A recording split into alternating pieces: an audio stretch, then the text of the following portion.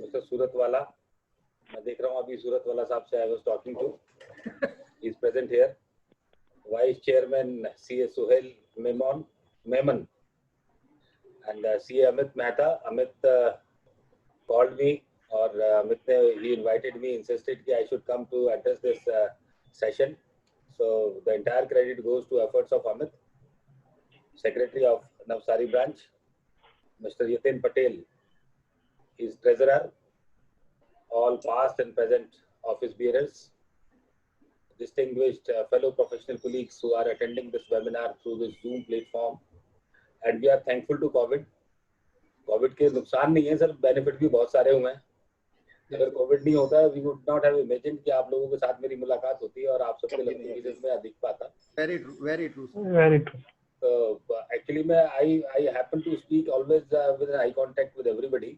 तो जिन लोगों की भी वीडियो बंद है वो अपनी अपनी वीडियो चालू कर लें, so that I will be able to interact with everybody. Members are requested to start their videos. हाँ, सब लोग अपनी वीडियो चालू कर ले, because I do not speak with any PowerPoint presentation or anything. I am always extempore. Why should of all participants? So friends, first of all, I convey my thanks to the entire team for creating this opportunity and inviting me here from Delhi. Otherwise, सूरत आना तो बड़ा मुश्किल काम था और वहाँ आकर seminar करते lot of energy would have been wasted. But now we are all sitting at the comfort of our offices or residences, and this is a great learning experience which this COVID opportunity has created. और बहुत सारा learning का काम हम लोगों ने इन दिनों में कर लिया है. तो literally people have delivered many lectures, बहुत सारे लोगों ने lectures conduct कराए हैं. So आप इतने सारे लोगों के आज मैं चेहरे देख पा रहा हूँ, senior members भी आ गए हैं. मिस्टर गांधी मैं देख रहा हूँ. ऐसा नहीं कि यंगर मेंबर भी, लेडी फीमेल मेंबर भी आ गई हैं, Divya Hariharan. Yes, I could see it. So during the course of my deliberation, Amit insisted that I should be bilingual. मैं हिंदी इंग्लिश दोनों यूज करूँ और कंफर्टेबल लैंग्वेज में आपसे बात करूँ. और फिर भी यदि आपको कभी लगे that my language is going difficult, तो just raise your hands and tell me. तो मैं थोड़ा सा और लाइट करने की कोशिश करूँगा. And be comfortable. और I assure you that all of your questions regarding charitable trust will be answered today. लेकिन फिर भी during the course of deliberation I will avoid taking, मतलब अगर मैं डिस्कशन में कोई आपसे क्वेश्चन पूछ रहा हूँ और आप मुझे आंसर दें तो एक अलग बात है. Otherwise I would like to avoid the questions. और उसके बाद at the end we will take up the questions, right? तो एक आध कोई भी आपके जो ऑफिस बियरर्स हो या कोई भी वो अपना ऑडियो ऑन कर लें ताकि मुझे एक्चुअली में इंटरेक्टिव करने में थोड़ा सा अच्छा रहता है. तो एक दो लोग अपनी आवाज ही ओपन कर लें, right? Okay sir, okay. Fine. या जिन लोगों को ट्रस्ट की थोड़ी नॉलेज हो, ट्रस्ट की प्रैक्टिस करते हो, तो उन लोगों के साथ भी इंटरेक्शन करने में अच्छा रहेगा, तो वो भी अपनी वॉइस ओपन कर सकते हैं. Correct. Yes. So friends, the topic given to me today is taxation of charitable trust and religious organization under the Income Tax Act 1961. अब दोस्तों as a chartered accountant, as a tax practitioner, हमारा जो mindset है ना, वो एक particularly preemption के साथ हमारा सबकॉन्शियस माइंड काम करता है कि whenever any SSC comes to us कि भाई साहब आप मेरी इनकम टैक्स की रिटर्न बना दीजिए, तो हम क्या करते हैं कि 5 heads ऑफ इनकम से उसकी ग्रॉस टोटल इनकम बना लेते हैं. ग्रॉस टोटल इनकम बनाने के बाद चैप्टर 60 की डिडक्शन डाल देते हैं, उसकी एग्जम्पशन चेक कर लेते हैं सेक्शन 10 की, फिर टोटल इनकम लेते हैं, उसके ऊपर टैक्स रेट लगाते हैं और हमने उसकी रिटर्न तैयार कर देते हैं. लेकिन ट्रस्ट में ऐसा नहीं होता, ठीक है? दैट इज व्हाई कि whenever any trust comes to us, तो we are totally confused how to do it. इसकी टैक्सेबल इनकम कैसे कंप्यूट होगी, राइट? इसको कौन से प्रोविजन लगेंगे, कौन से प्रोविजन नहीं लगेंगे, we are totally confused. And if we go to any nook and corner of the country, we will find charitable activities going on. हर गली में आपको एक मंदिर मिलेगा, एक धर्मशाला मिलेगी, कहीं मस्जिद मिलेगी, कहीं आपको गुरुद्वारा मिलेगा, कहीं आपको चर्च मिलेगी. You will find lot of dispensaries there. किसी ने स्कूल खोला है, किसी ने छोटा स्कूल खोला है, किसी ने बड़ा स्कूल खोला है. तो lot of charitable activities going around the corner in every nook and corner, every street. जहाँ भी आप जाएंगे कहीं ना कहीं charitable activity मिलेगी. And if you go and ask them कि साहब आपके पास इनकम टैक्स में रजिस्ट्रेशन है क्या, you will find majority of them will reply to you कि नहीं साहब हमारे पास इनकम टैक्स का कोई रजिस्ट्रेशन नहीं है. अच्छा, जिनके पास रजिस्ट्रेशन होगा भी तो उनकी जब आप इनकम टैक्स की रिटर्न देखोगे तो आपको समझ में नहीं आएगा कि इसको कैसे ये बनाई कैसे है. So there are so many confusions amongst the mind of we the professionals. और मेरे से अगर आप पूछो तो मैं समझता हूँ कि चैरिटेबल ट्रस्ट की रिटर्न बनाना, इसकी कंप्यूटेशन ऑफ इनकम बनाना जितना इजी है शायद किसी और का है ही नहीं. But the only thing is that you should be aware of the law, you should be aware of the provisions. Yes. Right? तो पहले समझते हैं what a charitable institution is all about. Charitable activity होती क्या है, religious activity क्या होती है. And we should also understand that we are confining our discussion only to charitable and religious organization. ठीक है, और किसी ट्रस्ट की बात नहीं कर रहे हैं. ठीक है, और किसी के बारे में कोई बात नहीं कर रहे हैं. हमारा बड़ा लिमिटेड आज के डिस्कशन का स्फीयर है, that is charitable taxation of charitable and religious organization. अब चैरिटी का मतलब क्या होता है? चैरिटी मीन्स दान देना. चैरिटी का मतलब होता है दान देना. चैरिटी का मतलब परोपकार करना. अब जो परोपकार है, परोपकार का मतलब क्या हुआ? Charity has to be for other persons. अगर मैं अपने ऊपर कोई उपकार नहीं करना है मुझे, राइट? परोपकार means involvement of the other person. The beneficiary should be the other party other than my self. I can not do charity on my self कि अपने लिए मैंने भंडारा लगाया और भंडारा लगा के अपने खाना खा लिया, अपना इलाज करा लिया, right? That is charity. Charity हुआ कि जो नीडी है, जो जरूरतमंद लोग हैं, उन तक जब मैं सहायता पहुंचाऊं, तो it means beneficiary has to be other person other than myself. ये चैरिटी का पहला नियम है. दूसरा हम बात करते हैं रिलीजियस ट्रस्ट की. जब हम रिलीजियस ट्रस्ट की बात करते हैं तो रिलीजियस ट्रस्ट मींस मंदिर. रिलीजियस ट्रस्ट में जहां आप किसी धार्मिक बातों की प्रवचन कराते हो, उनके नियमों को प्रोपोगेट करते हो, but it should also be meant for public. अब आपने अपने घर में मंदिर बना लिया, उसमें कोई पब्लिक आती जाती नहीं, राइट? तो क्या उसको हम रिलीजियस इंस्टीट्यूशन मानेंगे जिसको सेक्शन 11 की डिडक्शन मिलनी चाहिए, छूट मिलनी चाहिए? Answer is no. तो चैरिटेबल और रिलीजियस ट्रस्ट की जब हम बात करते हैं, it has to be a trust और ऑर्गेनाइजेशन ऑफ पब्लिक कैरेक्टर, जहां पर जो बेनिफिशियरी है it should not be defined, it should be public at large. अब आप कहोगे कि साहब पब्लिक एट लार्ज का मतलब क्या हुआ कि प्राइवेट बेनिफिट के लिए नहीं हो. अगर मैं मुसलमान हूं और मैंने अगर मस्जिद बनाई है तो मेरी मस्जिद में तो मुसलमान आते हैं, तो ये तो इस तरह से वो प्राइवेट हो गया कि मुसलमान ही आएंगे, बाकी लोग तो नहीं आएंगे. देयर में भी ए क्लास ऑफ पब्लिक, लेकिन बाकी लोगों को रिफ्यूज तो नहीं है. अगर मैं मस्जिद जाऊंगा तो ऐसा तो नहीं है कि मुझे कोई घुसने नहीं देगा. इन द सेम मैनर घर में आता है तो it is meant for public only. तो वो क्लास ऑफ पब्लिक है, तो it will retain its character कि ये पब्लिक प्लेस. तो अगर किसी कम्युनिटी का गुरुद्वारा है या चर्च है which is meant for Christians, तो लेकिन वो सब्सटेंशियल पब्लिक के लिए वहाँ डिफाइंड नहीं है कि कौन आदमी इसमें पूजा नहीं करने आ सकता, कौन आदमी चर्च में नहीं घुस सकता, ऐसा कोई डिफाइंड नहीं है. It is open for public, anybody can go and worship over there, right? तो it will become a public character. ठीक है, तो हम आज चैरिटेबल ट्रस्ट की और रिलीजियस ट्रस्ट की उनकी बात करते हैं जिनका पब्लिक कैरेक्टर है, जहां पर beneficiary is public at large. जहां पर हम चैरिटी करते हैं तो चैरिटी हम किसको कर रहे हैं उसका बेनिफिशियरी डिफाइंड नहीं है कि हम तो वहां पर जी अमित मेहता जी का इलाज कराएंगे और किसी का इलाज नहीं कराएंगे. Then it will not become a charitable kind of a thing. हमने अपने घर में मंदिर बनाया है कि भैया अमित मेहता आएगा, इसकी बीवी बच्चे आएंगे और हमारे घर में कोई मेहमान आएगा तो वो आ जाएगा. Then it has lost its public character. ठीक है, अगर हमने अस्पताल बनाया है, हमने मंदिर बनाया है, हमने चर्च बनाई है, हमने मस्जिद बनाया है, हमने स्कूल बनाया है, it is for public benefit at large. तो पब्लिक के लिए जब हम चीज बनाते हैं तो वो उसका टैक्सेशन चैरिटेबल ट्रस्ट के लिए. अब इसका फॉर्मेट ऑफ ऑर्गेनाइजेशन क्या हो सकता है चैरिटेबल ट्रस्ट का?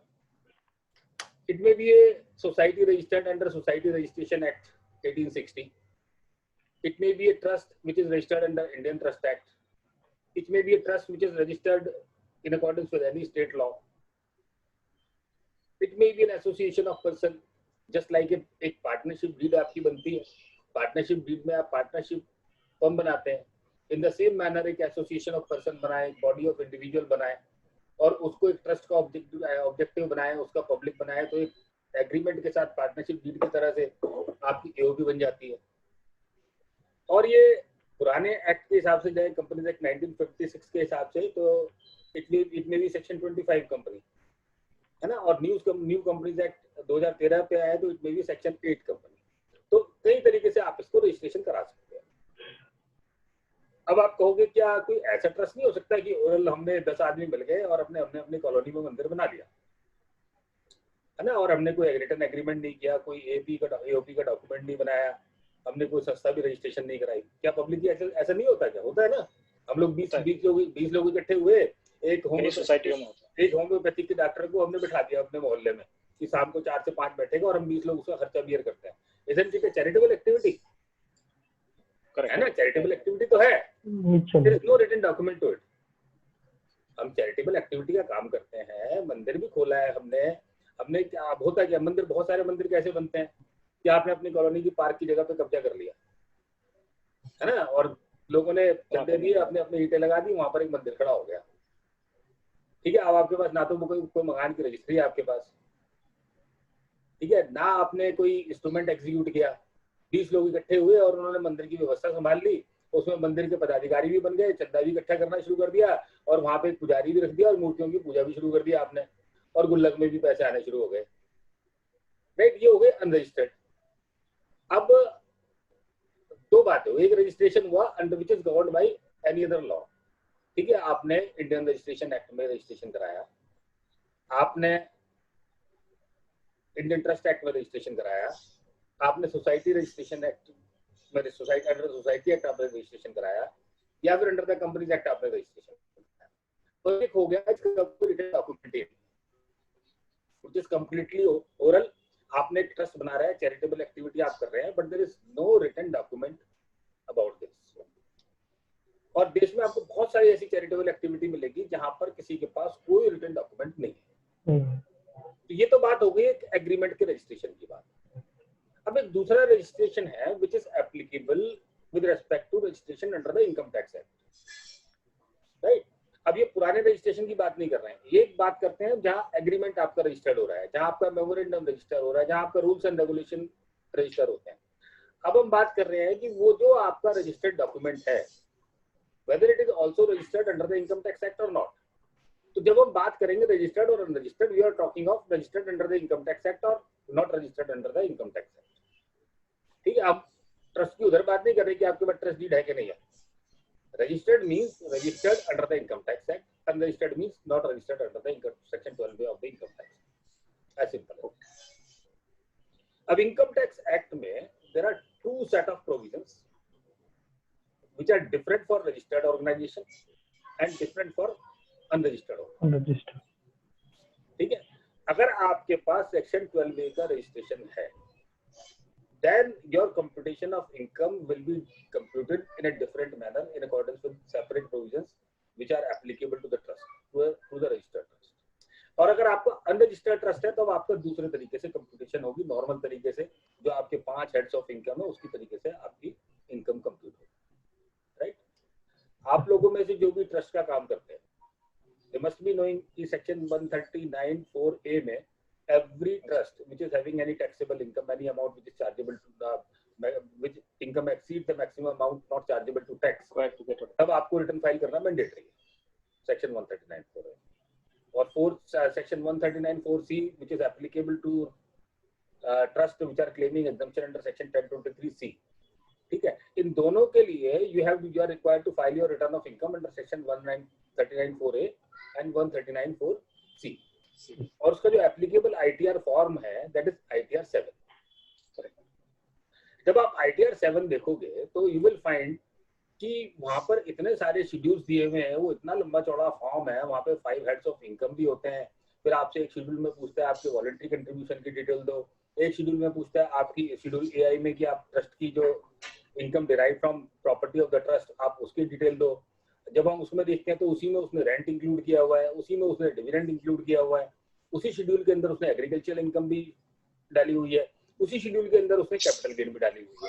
उसके अलावा 5 हेड्स के वो अलग अलग है, 5 हेड्स के लिए अलग शेड्यूल दिए हुए हैं।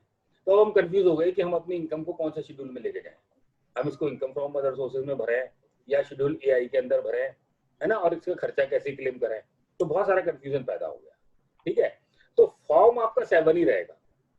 If you are a registered charitable organisation तब भी आपको ITR 7 भरना है, if you are unregistered charitable organisation तब भी आपको ITR 7 भरना है, if you are a electoral trust तब भी आपको यही भरना है, ठीक है। If you are a political party तब भी आपको ITR 7 भरना है। आप सबके लिए ITR 7 एप्लीकेबल होगा। तो आपको वो कॉलम चूज करना है, वो शेड्यूल चूज करना है जो आपके ऊपर अप्लाई हो। आपको आंख बंद करके ये नहीं कि अगर ITR फॉर्म के अंदर शेड्यूल है तो आपको सारे भरने ही भरने हैं। आपको सिर्फ वो शेड्यूल भरना है which is applicable to you, right. अब थोड़ा सा आगे चलते हैं, थोड़ा सा बात को समझते हैं कि अभी जो है कोविड से जब डेट एक्सटेंशन कर दी लिमिटेशन की, तो कोविड के बाद नाउ असेसमेंट ईयर 19-20 इसकी जो ड्यू डेट है filing of return, it is now extended up to 31 July, यानी कि अभी आपके पास 3 दिन बाकी है। अभी आपके पास इफेक्टिवली 3 दिन बाकी हैं। तो अगर किसी ट्रस्ट की 19-20 की अगर असेसमेंट ईयर 19-20 की अगर रिटर्न नहीं गई, मार्च 19 क्लोजिंग की अगर इनकम टैक्स की रिटर्न नहीं गई, तो अभी आप उसको भेज सकते हैं, ठीक है। और 20-21 जो असेसमेंट ईयर है, इसकी आपकी ड्यू डेट एक्सटेंड हो गई है 30 नवंबर, राइट। अब ट्रस्ट के टोटल जो रिजीम है इनकम टैक्स एक्ट के अंदर, जो रेलेवेंट सेक्शन जो मुझे पढ़ने हैं, जो मेरे ऊपर अप्लाई होते हैं, अब उनको हम नोट कर लेते हैं एक एक सेक्शन को। सबसे पहला सेक्शन होता है section 2 subsection 15 which defines charitable purpose. अब हमने बात की दो ऑर्गेनाइजेशन की, charitable organisation and religious organisation. Religious organization is not defined under the Income Tax Act, but charitable purpose is defined under Section 250. वो क्या कहते हैं, 7 तरह की जो एक्टिविटीज हैं that amounts to charitable activities: relief to poor, yoga, medical, education, preservation of environment, preservation of monument, and any other object of general public utility. ये 7 object उन्होंने डिफाइन किए हुए हैं। ये जो 7 ऑब्जेक्ट है, these 7 objects are means charitable purpose. If there is one organization which is engaged in any activity or object of the organization is to be engaged in any of these 7 activities, then it will be considered as a charitable organization. ठीक है, it has to be for the benefit of public at large, for undefined public, तब आप उसको charitable organization मानेंगे। तीसरा, उसका dissolution के समय पर उस ट्रस्ट का ट्रीटमेंट कैसे होगा। In case the trust is dissolved, तो उसका ट्रीटमेंट कैसे होगा। How the accumulated accredited income of that trust will be disposed, ये बहुत जरूरी है। Nothing of the trust income और property should come back to the settlor. जिसने ट्रस्ट बनाई है, जो उसके बेनिफिशियरी हैं, उन लोगों के पास कोई बेनिफिट वापस नहीं आना चाहिए, और डिसोल्यूशन का पूरा मैकेनिज्म होना चाहिए, और आपका रिटन एविडेंस होना चाहिए जिससे आपके ऑब्जेक्ट क्लियर होंगे। Then your organisation will be qualified as a charitable organisation. ठीक है, यहाँ पर एक प्रोवाइजो दिया, उसमें उस प्रोवाइजो में कहा कि कोई चैरिटेबल ऑर्गेनाइजेशन है and the gross business receipt which is incidental to the main objects of the charitable purpose.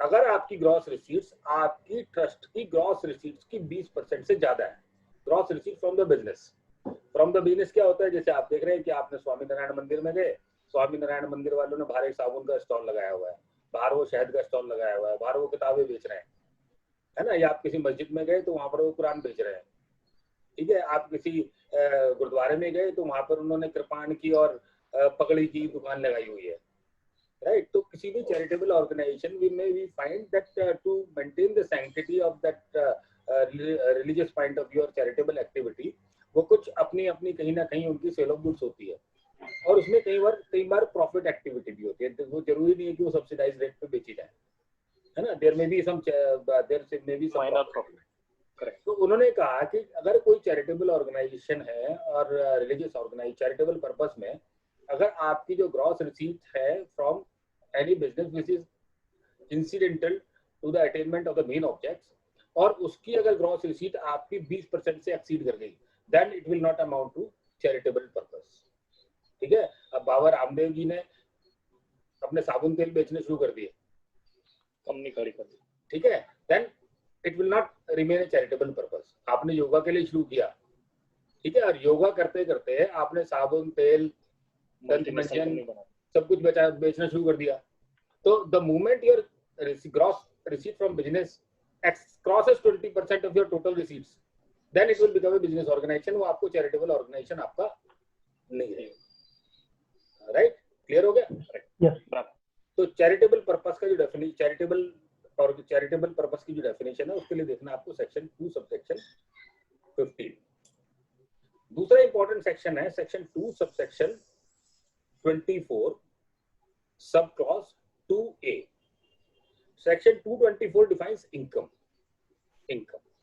तो इनकम में यहां पर क्या कि any voluntary contribution received by A charitable और रिलीजियस ऑर्गेनाइजेशन, ये आपकी इनकम काउंट होगा।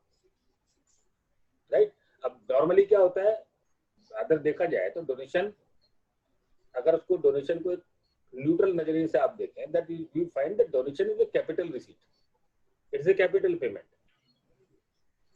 Right, it's not a revenue receipt kind of thing. तो अब उसको स्पेसिफिकली टैक्सेबल करने के लिए, उसको इस रिजीम में लाने के लिए what they have done is they have amended the law कि जो वॉलंटरी कंट्रीब्यूशन आएंगे किसी के पास भी और विद एनी रिलीजियस और charitable organisation, then the entire gross receipt of your voluntary contribution will amount to your income। ये आपकी इनकम बनेगी। अगर आपको कितनी भी डोनेशन मिली वो आपकी इनकम होगी। आगे चलते हैं, सेक्शन 224 सब क्लॉज 6 यहां पर बोलता है कि income from capital gain. Capital gain income from capital gain जो है, otherwise this is the capital receipt, लेकिन कैपिटल गेन का जब पूरा का पूरा चैप्टर लेकर आए तो what they have done is they have made the capital receipt as taxable as income under the income tax act. ठीक है, तो ये जो सेक्शन है ये ट्रस्ट के केस में भी अप्लाई होगा, यानी कि जो कैपिटल गेन होगा वो ट्रस्ट में भी टैक्सेबल होगा। क्लियर?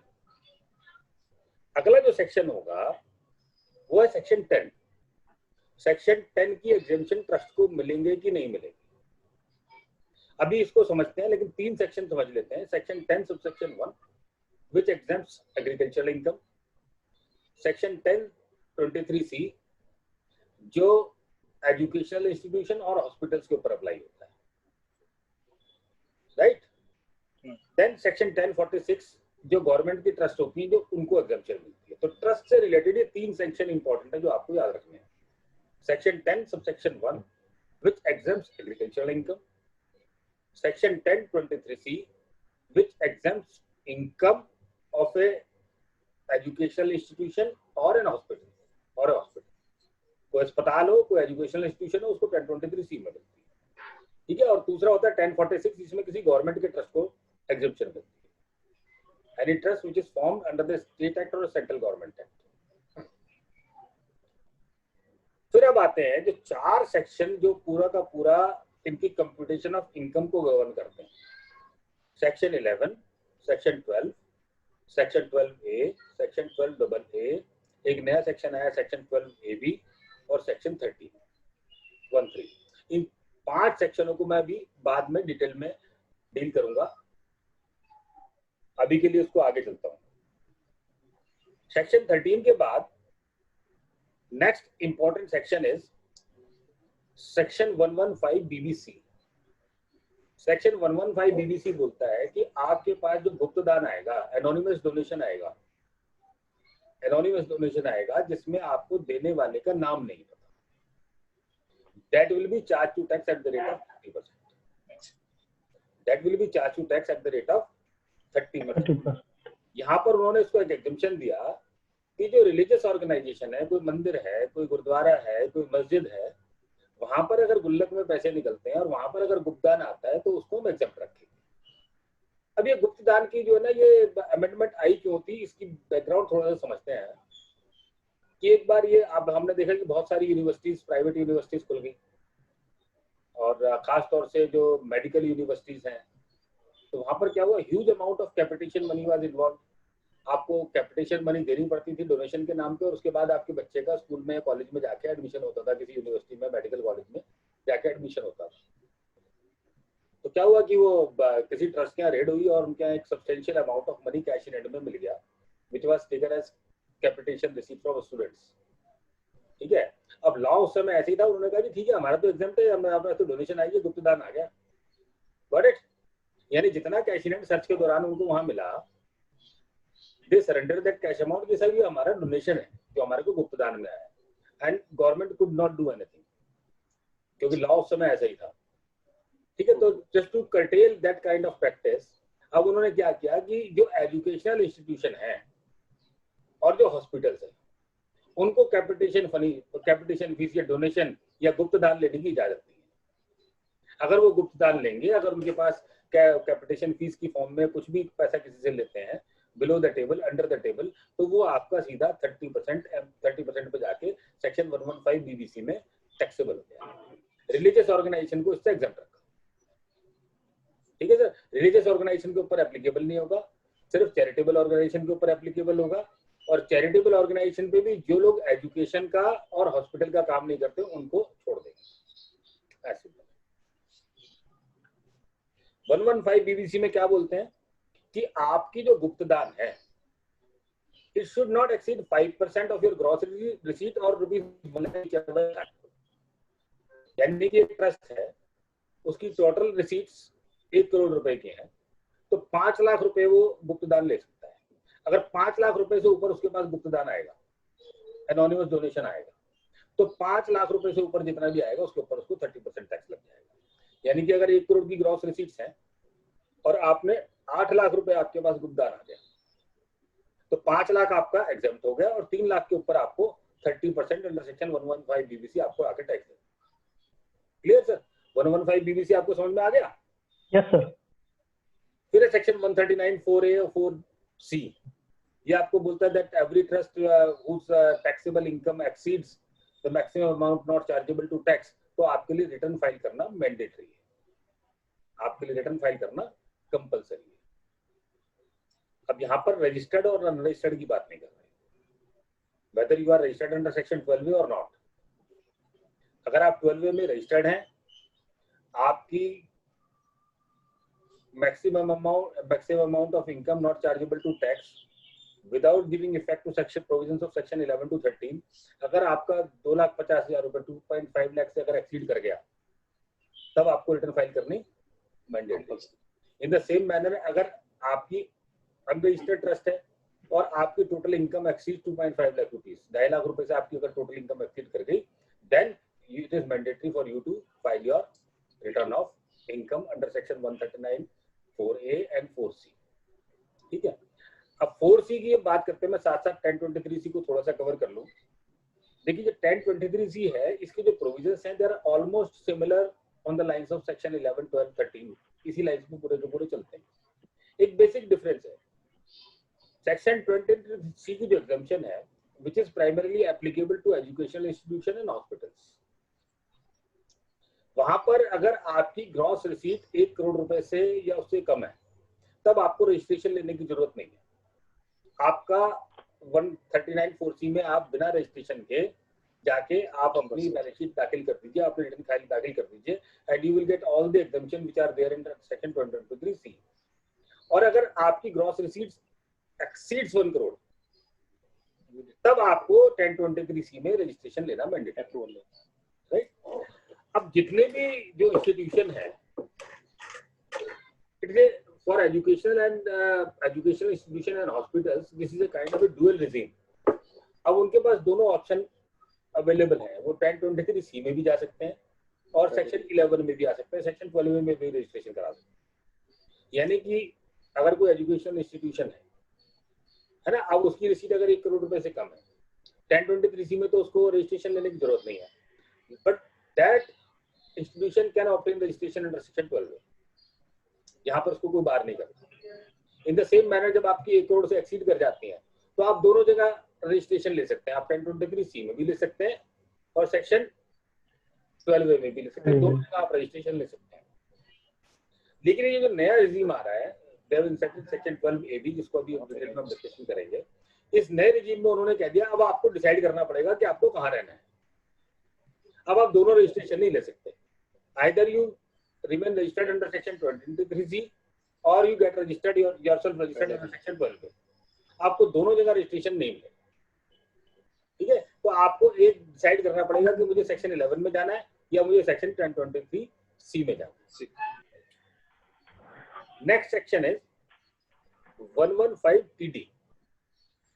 115TD में क्या बोलता है कि चैरिटेबल ऑर्गेनाइजेशन है which is registered under section 12A, और वो charitable organisation is dissolved or converts itself into a organization which does not remain a charitable organization anymore। यानी कि जो आपका पुराना चैरिटेबल इंस्टीट्यूशन है वो अब एक नॉन चैरिटेबल इंस्टीट्यूशन में कन्वर्ट हो गया, वो एक प्रॉफिट मेकिंग एक्टिविटी में कन्वर्ट हो गया, ठीक है। या उसने अपनी एसेट्स का जो डिस्पोजल है वो उसने एक नॉन प्रॉफिट मेकिंग एंटिटी को कर दिया। The institution has lost its character of a charitable organisation. तो उस केस में आपकी एक्रेडिट इनकम यानी जो आपकी वैल्यू ऑफ एसेट्स है on the date of dissolution और on the date of conversion, वो उसके ऊपर आपको एमएमआर के ऊपर टैक्स देना। जिस दिन आपका इंस्टीट्यूट डिसॉल्व होता है या जिस दिन आप उसका कैरेक्टर चेंज करते हो उस दिन आपको जो उसकी वैल्यू ऑफ एसेट्स होगी as on the date of dissolution उसके ऊपर आपको एमएमआर पे टैक्स देना पड़ेगा। और एमएमआर पे जो ट्रस्ट डिसॉल्व हो गई या तो वो टैक्स देगा, अगर वो देने की स्थिति में नहीं है तो जिसके पास अपनी एसेट्स गई है वो देगा।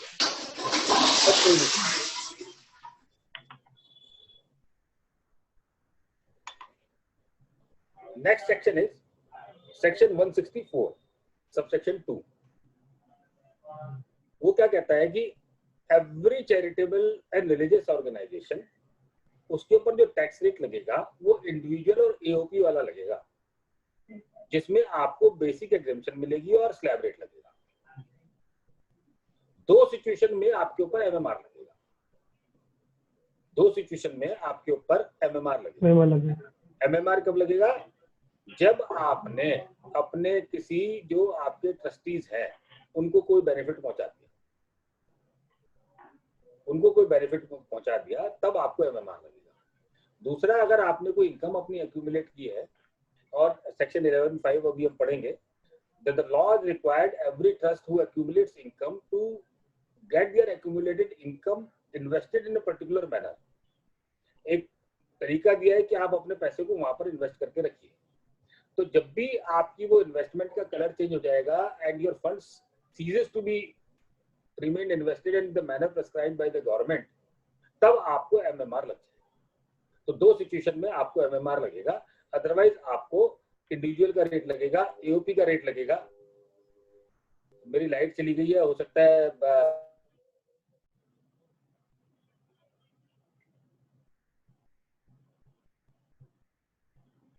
राजू सर,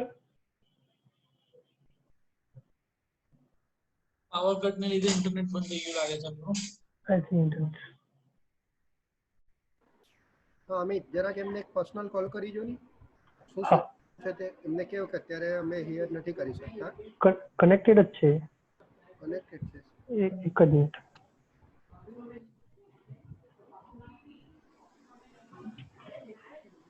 ફ્રેન્ડ્સ, જરા એમને ત્યાં લાઇટ ગઈ છે જૈન સાહેબને ત્યાં, એટલે અમે કનેક્ટ કરવાની કોશિશ કરીએ છીએ। જરા હોલ્ડ પર રહેજો, તમે મીટિંગ પર રહેજો બધા। હવે રેકોર્ડિંગ પોઝ કરી દે કરવું। हाँ सर, कोई दिक्कत नहीं है सर, कोई दिक्कत नहीं। Okay sir, no problem. Join થાય છે, મોબાઈલ પરથી જોઈન થાય છે। Okay okay, no issue no issue. Please wait, હા, મોબાઈલ થ્રુ જોઈન્ટ થાય છે, નો ઇશ્યુ।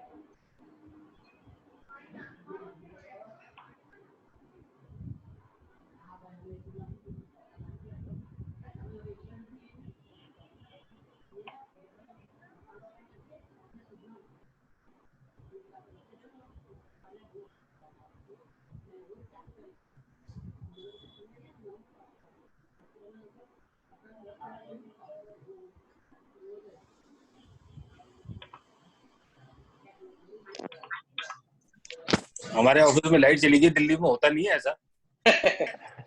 कोई बात नहीं sir. No problem. I am joining from mobile और जैसी लाइट आएगी I will connect my Okay, okay, system sir. Again. और मुझे लग रहा है अभी अंधेरा भी है, थोड़ी रोशनी कर लूँ। Okay okay yes sir, yes.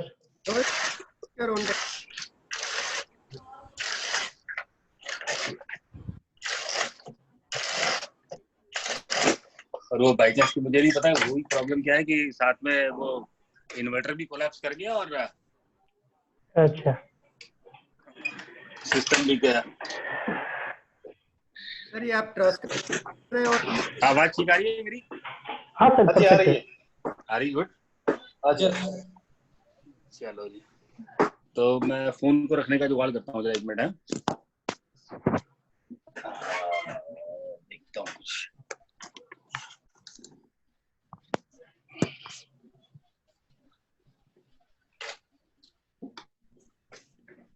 चलेगा सर, गुड इनफ। ठीक है, हाँ जी चलेगा। सही है सर। विंडो की लाइट आ रही है तो थोड़ा मोबाइल आप मूव कीजिए, जो पीछे आपका बुक वाला जो बुक से दिखाई सको। Yes sir, perfect perfect sir, perfect. Perfect perfect. अब ठीक है। यस सर, एकदम परफेक्ट है। नाइस। थोड़ा लाइट आ लाइट अभी भी ज्यादा है क्या? नहीं सर, परफेक्ट है, नो प्रॉब्लम है टोटल। चलो इशू ना। चलेगा, अभी पीपीटी नहीं है तो चलेगा। फैन लाइट सब बंद हो गया है ना, हाँ तो मुझे भी थोड़ी सी 1 मिनट के लिए थोड़ी सी व्यवस्था और कर लो। अरे सुनील,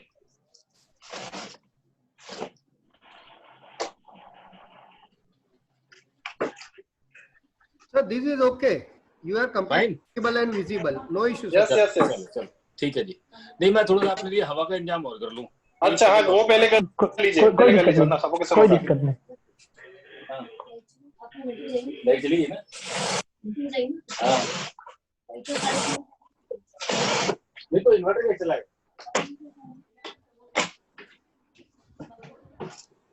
अब ठीक है, अब स्टार्ट करते हैं। तो व्यूअर, हम लोग कहाँ पर थे? 115 TD पर थे ना? हाँ जी 115 TD है। अब उससे आगे चलते हैं।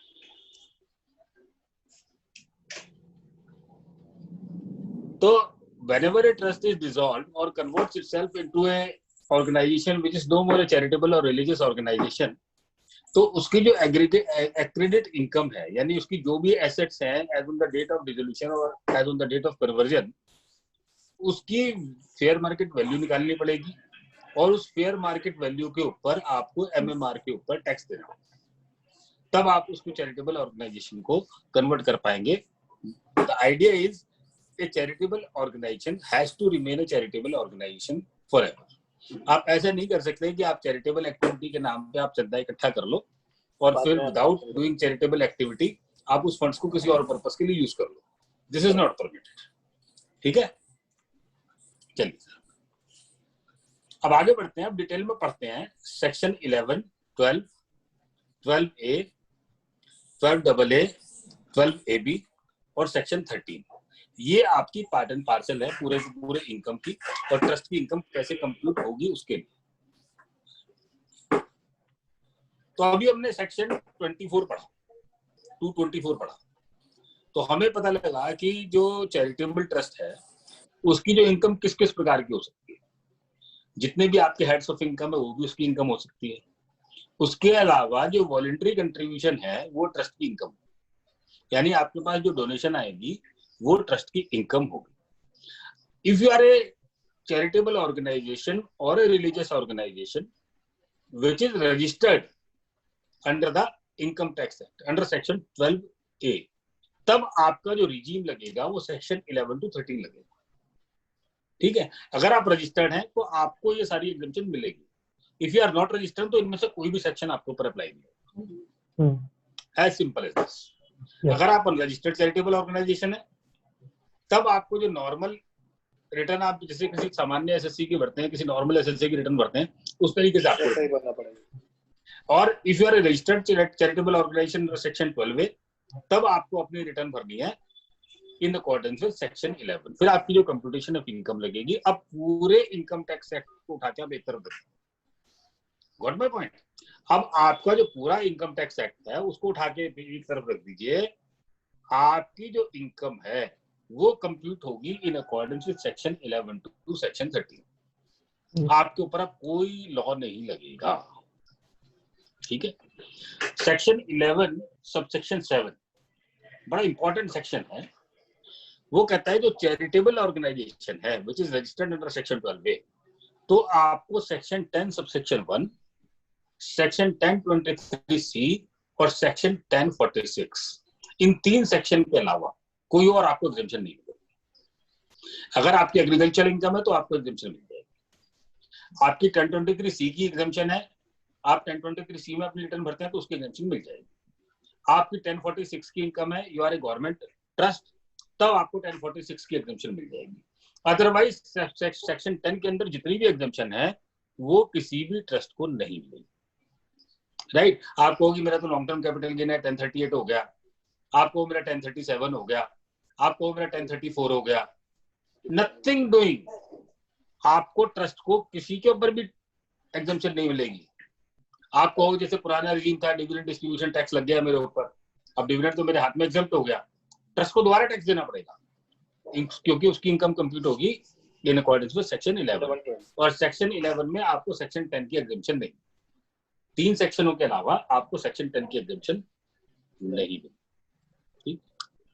तो क्या कहता है कि income derive from property of the trust, वो आपकी सारी की सारी टैक्सेबल होगी। सेक्शन 11 बोलता है income derive from the property of the trust. Voluntary contribution आपके ऑलरेडी टैक्सेबल है, वॉलंटरी कंट्रीब्यूशन आपके ऑलरेडी टैक्सेबल है। सेक्शन 12 सबसेक्शन 1 में जाके बोलता है कि जितने भी आपके वॉलंटरी कंट्रीब्यूशन है except your corpus donation that will form part of your income. Section 224 में भी लिख दिया और साथ में यहां पर दोबारा आके उन्होंने सेक्शन 12 सबसेक्शन 1 में भी लिख दिया। यानी कि आपकी इनकम क्या होगी, एक ट्रस्ट की जो इनकम होगी, आपकी वॉलंटरी कंट्रीब्यूशन, आपके पास जो डोनेशन आएगा दैट इज योर इनकम, ठीक है। दूसरा आपका income from property held in trust, यानी ट्रस्ट की जो भी प्रॉपर्टी है, अब उसको आपको किराया है तो वो भी आपकी इनकम है, आपको इंटरेस्ट आए तो भी आपकी इनकम है। ट्रस्ट के ऑब्जेक्ट से आपको कलेक्शन हो जाए, आपने मंदिर का टिकट लगा दिया, आपने मंदिर का टिकट लगा दिया, वो भी आपकी इनकम है, राइट। और any business incidental to the charitable object, ये आपकी सारी की सारी इनकम कंप्लीट होगी, सारी की सारी आपकी इनकम होगी और ये डिफरेंट हेड्स में नहीं रहेंगे। यहां पर जो नोट करने वाली बात है, that entire income is exempt और taxable in accordance with the provisions of section 11 and 12। अब आपको इनको ये 5 हेड नहीं ढूंढने, आपको 5 हेड में इसको सेग्रीगेट नहीं करना। अब आपको उसको सैलरी में नहीं ले जाना, आपको उसको हाउस प्रॉपर्टी में नहीं लेके जाना, आपको उसको कैपिटल गेन में नहीं लेके जाना, आपको इसको इनकम फ्रॉम अदर सोर्सेज में नहीं लेके जाना। आपकी जितनी भी इनकम आएगी वो आपकी ट्रस्ट की इनकम है। अब आपके ITR 7 फॉर्म के अंदर there are 2 schedules, schedule VC and schedule AI।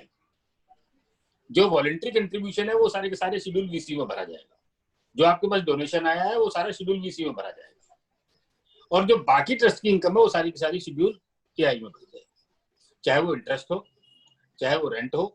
अब आप कहोगे साहब हमारे तो रेंट आ गया, हमारे को हाउस प्रॉपर्टी का 30% मिलेगा कि नहीं मिलेगा? I ask it this question to you. अब आपके पास रेंटल इनकम आ गई किसी सोसाइटी के पास, किसी चैरिटेबल ऑर्गेनाइजेशन के पास, तो आपको 30% की सेक्शन 24 की डिडक्शन मिलेगी कि नहीं मिलेगी? नहीं मिलेगी सर, बिल्कुल नहीं मिलेगी, राइट। क्योंकि ये आपकी income from property of the trust है which is taxable in accordance with the separate regime of section 11 and 12। तो आपको ये इनकम सेक्शन 23, 24 आपके ऊपर अप्लाई नहीं होंगे, ट्रस्ट के ऊपर अप्लाई नहीं होंगे, सेक्शन 45 आपके ऊपर अप्लाई नहीं होगा, कैपिटल गेन आपके ऊपर अप्लाई नहीं होगा, सेक्शन 56 आपके ऊपर अप्लाई नहीं होगा, सेक्शन 28 बिजनेस इनकम का आपके ऊपर अप्लाई नहीं होगा, राइट। तो आपकी सारी की सारी इनकम सेक्शन 11 में आके टैक्सेबल हो जाएगी और आपकी जितनी भी इनकम है वो सिर्फ इन 2 शेड्यूलों के अंदर भरी जाएगी। जब ITR 7 भरेंगे आप, इन 2 शेड्यूल के अंदर आपको सारी इनकम यही डालनी है। शेड्यूल VC में वॉलंटरी कंट्रीब्यूशन, चाहे वो कॉर्पस का है वो भी वहीं आएगा, नॉन कॉर्पस आएगा तो भी वहीं आएगा, एनोनिमस होगा तब भी वहीं आएगा, right. In the same manner जो बाकी ट्रस्ट की इनकम है, ट्रस्ट की प्रॉपर्टी से आई है, वो आपकी शेड्यूल एआई में आएगी। ये अगर आपको एफडीआर का इंटरेस्ट आया वो भी वहीं आएगा, आपको सेविंग बैंक अकाउंट से इंटरेस्ट आया वो भी वहीं आएगा, आपको डिविडेंड आया तो वो भी वहीं आएगा, एग्रीकल्चरल इनकम आई है तो उसके लिए भी कॉलम दिया है। दो चीजें मैं आपसे सेपरेटली बाद में डिस्कशन करूंगा कि एग्रीकल्चरल इनकम को कैसे दिखाना है और कैपिटल गेन को कैसे दिखाना है। कैपिटल गेन के लिए भी उसने शेड्यूल एआई के अंदर net consideration of capital gain वो भी उसने वहां पर कॉलम बनाया। अब देखिए, जब भी हम इनकम टैक्स की रिटर्न के फॉर्म को या रूल्स को देखते हैं उसमें दो तीन बातें कि कई बार तो हमें चीजें बहुत अच्छी सी क्लियर हो जाती है, कोई कॉन्सेप्ट हमें समझ में नहीं आ रहा होता है ना, तो हमें वो चीजें पढ़ने के बाद चीजें क्लैरिटी हो जाती है कि क्या चीज इसको कैसे करना था। और कई बार प्रॉब्लम क्या होती है कि क्लैरिटी होने की बजाय कई बार क्या हो जाता है कि लॉ कुछ और होता है और फॉर्म में कुछ और लिखा होता है। तो as a student of law we should be expert in reading the law. हमारा जो बेस है वो लॉ से बनना चाहिए, उसके बाद हम रेडी रेकनर पढ़ें, उसके बाद जाके हम आईटीआर का फॉर्म पढ़ें, so that we will be able to understand कि अगर आईटीआर के फॉर्म में अगर कहीं गलती है तो वो हमें समझ में आ जाए। तो आज मैं आपको एग्रीकल्चरल इनकम के ट्रीटमेंट के लिए और कैपिटल गेन के ट्रीटमेंट के लिए आईटीआर 7 में क्या गलती है वो भी आपको बताऊंगा आज। ठीक है, चलिए। सेक्शन 11 में सबसेक्शन 1 क्लॉज ए वो कहता है income of the trust from the property held in trust shall not be included in the total income to the extent to which it is applied for charitable purpose। जो object of the society है, जो उसके object है, वहां तक अगर आप उसको अप्लाई करते हैं तो that will B not be included in your total income. और दूसरा उन्होंने कहा दैट 15% ऑफ योर जो आपकी ग्रॉस रिसीट है, जो ग्रॉस टोटल इनकम है, income from property held in trust that can be accumulated। ये दो डिडक्शन सेक्शन 11(1) ए में दी। अब इसको एक एग्जांपल से बात समझते हैं कि आपके पास 10 लाख रुपए डोनेशन आए, ठीक है। जब आपके पास 10 लाख रुपए की टोटल इनकम आए प्रॉपर्टी की इंक्लूडिंग डोनेशन, आपकी 10 लाख रुपए की ग्रॉस रिसीट होगी, तो उन्होंने कहा कि 15% तो आप एक्यूमुलेट कर सकते हो और to the extent of application आपको छूट मिल जाएगी। तो यानी 15% पहले मैंने एक्यूमुलेट कर लिया, अब मेरी टैक्सेबल इनकम कितनी बच गई? 85%, यानी 8.5 लाख रुपए मेरे पास बच गए। अगर ये 8.5 लाख रुपए की एक्सटेंट तक मैं अप्लाई कर दूं, then your my income will be reduced to ₹0, right? As simple as. यानी कि 85% मुझे अप्लाई करना है, 15% मुझे एक्यूमुलेट करना है। अगर किसी साल में मेरा 85% से ज्यादा अप्लाई हो जाए तो क्या होगा कि मेरा एक्यूमुलेशन ऑटोमेटिकली कम हो जाएगा। यानी कि अगर मैंने 9 लाख रुपए खर्चा कर दिया, अगर मैंने ये मोबाइल के साथ करने में ये प्रॉब्लम आती है कि वो बीच में फोन आ जाते हैं ठीक है, तो यहाँ पर प्रॉब्लम ये 10 लाख रुपए हमारी डोनेशन आई और मान लिया हमने 9 लाख रुपए अप्लाई कर दिए, then our accumulation will be 1 lakh rupees. ठीक है, तो हमें दो छूट मिलेगी, एक एप्लीकेशन की to the extent of application और दूसरी छूट मिलेगी हमें एक्यूमुलेशन की अप टू 15%। ये दो छूट हमें मिलती है section 11(1) date with section 11(1)(b)। ठीक है, और यहाँ पर जो क्वेश्चन है कि जो एप्लीकेशन ऑफ अमाउंट है फॉर द चैरिटेबल पर्पस और for the objects of the society और ऑब्जेक्ट ऑफ द ट्रस्ट, ये जो एप्लीकेशन है the amount is required to be applied in India. India के बाहर आप इसको अप्लाई नहीं कर सकते। और यहाँ पर जो वर्ड यूज किया है उन्होंने अप्लाई यूज किया है। The fund has to be applied, income of the trust has to be applied for the charitable, for the objects, for the charitable purpose. यहाँ स्पेंड से मतलब नहीं है, यहाँ एक्सपेंडिचर से मतलब नहीं है। Got it? यहाँ पर जो वर्ड यूज किया है अप्लाइड। अगर आपने पैसा अप्लाई कर दिया, जैसे कि एग्जाम्पल से बात को समझे, अब मान लिया आपके सेक्रेटरी साहब जी ने, मेहता जी ने कहा कि साहब XYZ आदमी की आप हेल्प कर दो, ट्रस्ट के पास आए हेल्प कर दो। अब हमने, मेरे पास तरीका क्या है कि मैंने इनकी हेल्प करने के लिए इनको चेक दे दिया तो मुझे एप्लीकेशन मिल जाएगा, there is absolutely no problem. या जिस हॉस्पिटल में ये इलाज कराने के लिए जा रहे हैं, जिस हॉस्पिटल में ये इलाज कराने के लिए जा रहे हैं, तो मैंने उस हॉस्पिटल को चेक दे दिया, मैटर इज ओवर। अब आप उसको स्पेंड समझो, एक्सपेंडिचर समझो, थिंग्स आर इक्वल समवेयर। अब अब क्या हुआ कि उस बच्चे को मैंने, जिसका भी इन्होंने इलाज कराने के लिए कहा कि ठीक है, मैं आपका ट्रस्ट ने कहा कि हम आपका इलाज करा देंगे, आप फला हॉस्पिटल में जाके एडमिट कर जाओ, जो इनका फाइनल बिल होगा वो हम दे देंगे। और सपोज करो 31 मार्च तक उसका 10 लाख रुपए का बिल हो गया, 10 लाख रुपए का बिल हो गया। अब हॉस्पिटल से मेरे संबंध अच्छे हैं, तो हॉस्पिटल ने मुझसे पेमेंट मांगी नहीं और मैंने हॉस्पिटल को पेमेंट दी भी नहीं, राइट। और मेरे पास वो बिल भी अभी नहीं आया, बिल मेरे पास नेक्स्ट ईयर में बन के आएगा, तो there is no occasion to make any payment.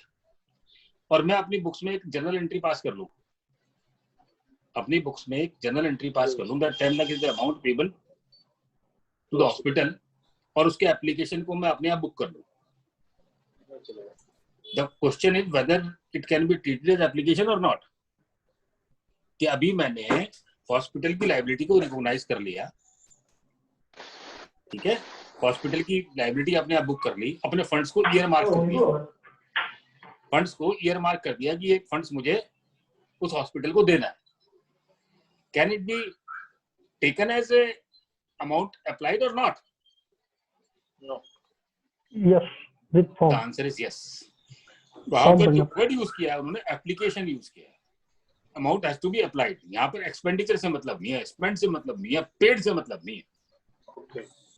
अगर मेरी लाइबिलिटी, देखो प्रोविजन अलाउड नहीं है मुझे, मेरे पास अब उसका बेसिस होना चाहिए, मेरे पास उसका प्रोविजनल बिल नहीं होना चाहिए कि प्रोविजनल बिल है और मैंने साइन कर दिया और मैंने प्रोविजन कर दिया। अगर इलाज उसका हो गया, इलाज होने के बाद 10 लाख रुपए का बिल बैठ गया और उतना बिल मेरे पास आ गया, मैंने अभी पेमेंट नहीं की, और पेमेंट ना करने के बावजूद भी अगर मैंने अपनी बुक्स में लायबिलिटी रिकॉग्नाइज कर ली, तो that will amount to application under section 11(1)(a). Clear? और अगर मुझे इंटरनेशनल वेलफेयर पे एक्सपेंडिचर करना है, तब मुझे सेक्शन 11(1)(c) में गवर्नमेंट से अप्रूवल लेनी पड़ेगी, बोर्ड्स की डायरेक्शन के हिसाब से मुझे अप्रूवल लेनी पड़ेगी, तब मुझे इंटरनेशनल या आउट ऑफ इंडिया जाके मैं उस फंड्स को अप्लाई कर सकता हूँ। Otherwise every fund has to be applied in India only. ठीक है सर? तो आपको ये एक्यूमुलेशन और एप्लीकेशन दोनों समझ में आ गए। 85% एप्लीकेशन, 15% एक्यूमुलेशन। फिर सेक्शन 11(1)(d).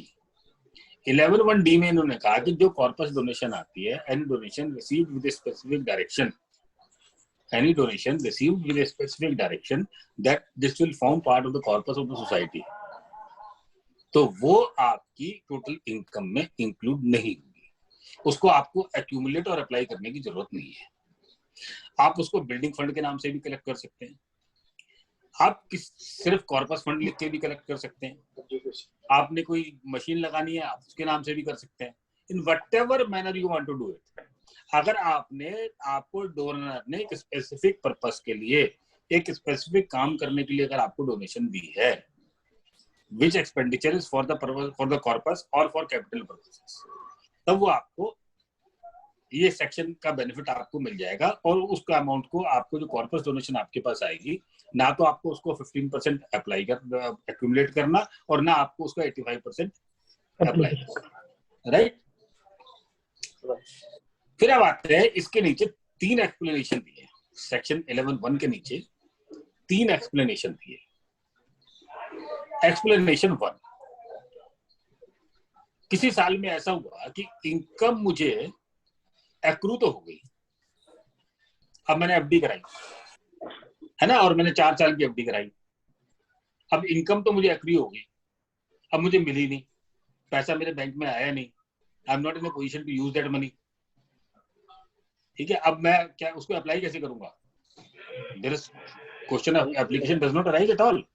इनकम मुझे एक्रूवल सिस्टम के हिसाब से एक्रू तो हो गई,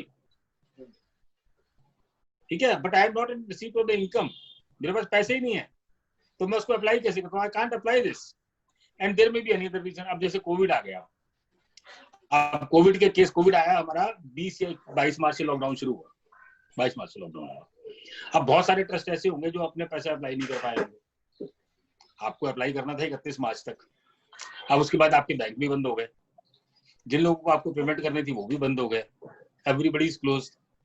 अब आपका, ना तो आप उनको पेमेंट कर पाए, अब उनके बिल भी आपके पास नहीं आ पाए क्योंकि 31 मार्च तक सब बंद थे, राइट? सबकी दुकानें बंद थी, आपके पास बिल भी नहीं आया। आपके पास परचेज भी नहीं हुआ, तो there is no occasion to make payment और टू अप्लाई द मनी। तो हमारा एप्लीकेशन अब 85% शॉर्टफॉल हो गया, तो ये एक्सेप्शनल सिचुएशन क्रिएट हो गई। तो इस एक्सेप्शनल सिचुएशन के लिए यहाँ पर एक्सप्लेनेशन 1 में उन्होंने एक प्रोसीजर दिया कि if the trust is not able to apply its income due to the amount was not received or for any other reason, तो एक फॉर्म 9A आपको फाइल करना है। फॉर्म 9A आपको फाइल करना है। आप उसमें नरेट करेंगे कि साहब या तो मुझे पैसे आए नहीं मेरे पास इसलिए अप्लाई नहीं कर पाया, या फिर जो भी किसी और रीजन से अगर आप अप्लाई नहीं कर पाए तो वो लिखेंगे, राइट। तो ये दोनों लिखने के बाद आप फॉर्म 9A में एप्लीकेशन डाल देंगे। Rule 17(1) read with rule 17(1). तो जब ये आप फॉर्म फाइल कर देंगे, this form has to be filed before the due date of filing of return of income section 139(1). यानी कि असेसमेंट ईयर 2021 के लिए अगर आपको फॉर्म 9A फाइल करना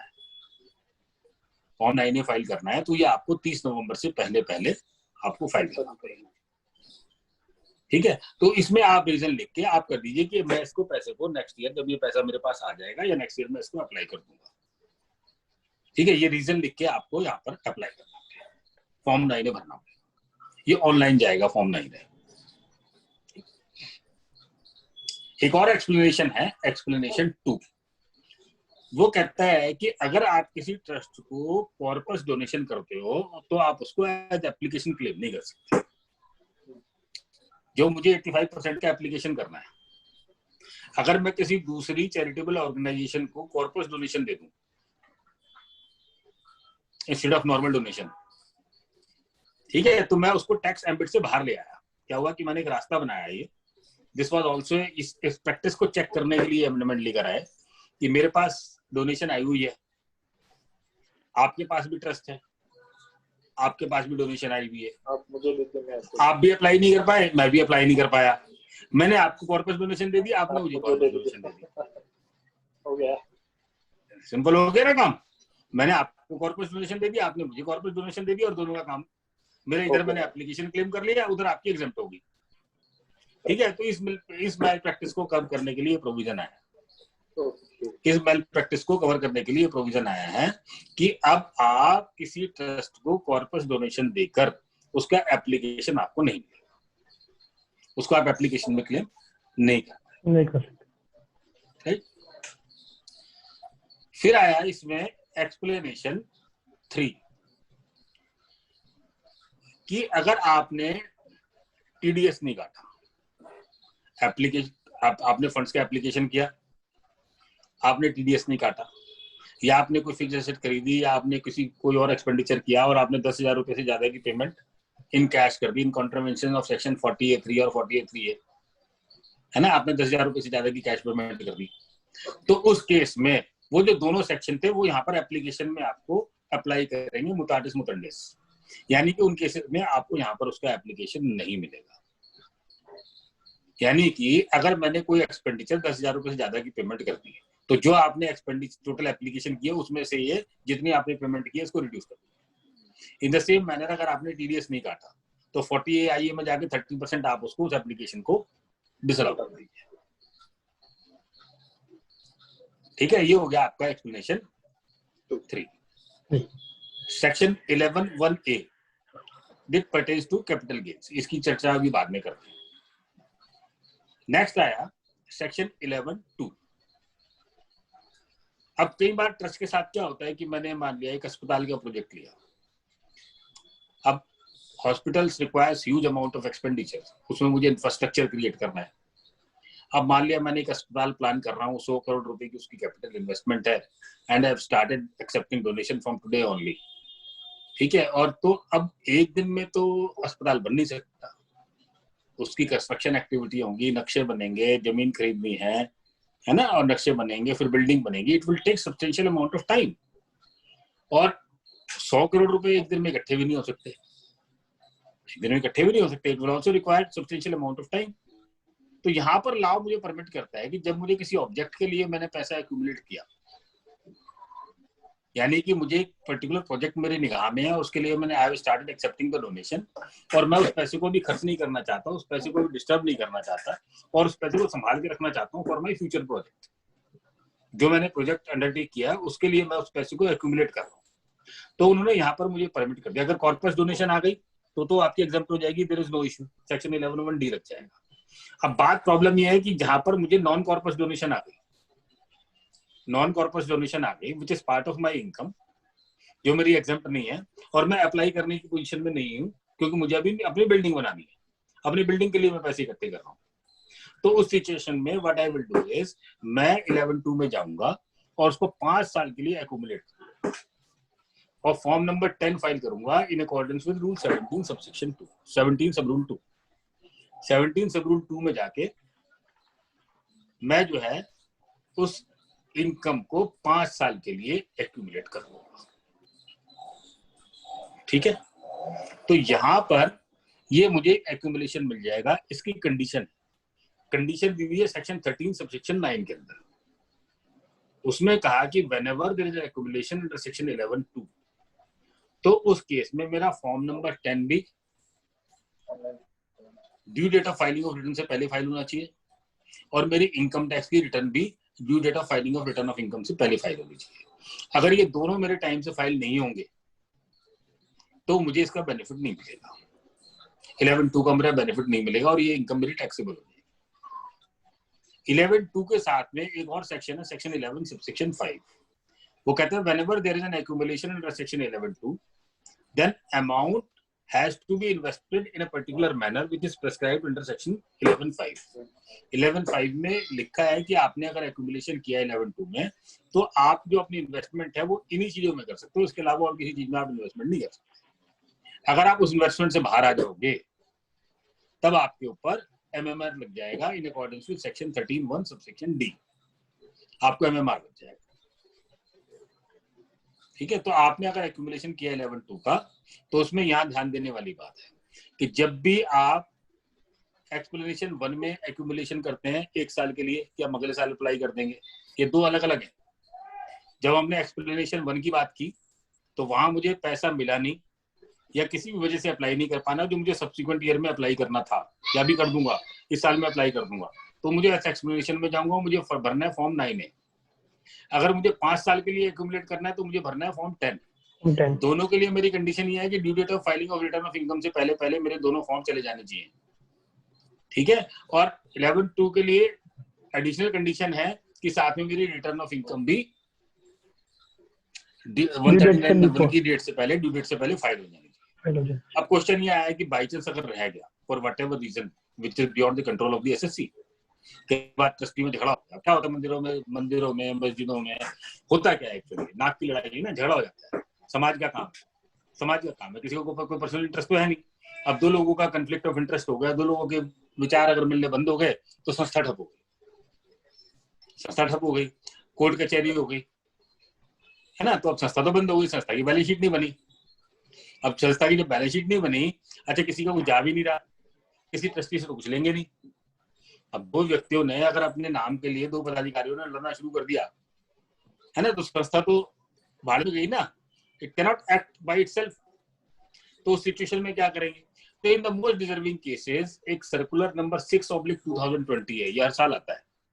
तो उस केस में आप कमिश्नर के पास जाके पिटीशन फाइल कर सकते हो। कमिश्नर के पास जाके आप कंडोनेशन ऑफ डिले की पिटीशन फाइल कर सकते हो। और जब आपको वहां पर भी जाने का, उसके पास भी अगर कंडोन करने की पावर नहीं हो, क्योंकि ये सीबीडीटी की इंस्ट्रक्शंस आती है, सीबीडीटी की इंस्ट्रक्शंस के हिसाब से वो आपको मौका देते हैं कि वो कमिश्नर भी बंधा हुआ है इन अकॉर्डेंस विद द इंस्ट्रक्शन, जो उसके पास इंस्ट्रक्शन का दायरा होगा उसी के अंदर जाके वो आपको रिलीफ दे पाएगा। तो उसके बियॉन्ड आ जाना है आपको, तो आपको सीबीडीटी में जाके सेक्शन 1192B में जाके आपको जो है ना एक पिटीशन फाइल करनी पड़ेगी सीबीडीटी में, तो वो आपकी डिले कंडोन कर सकते हैं।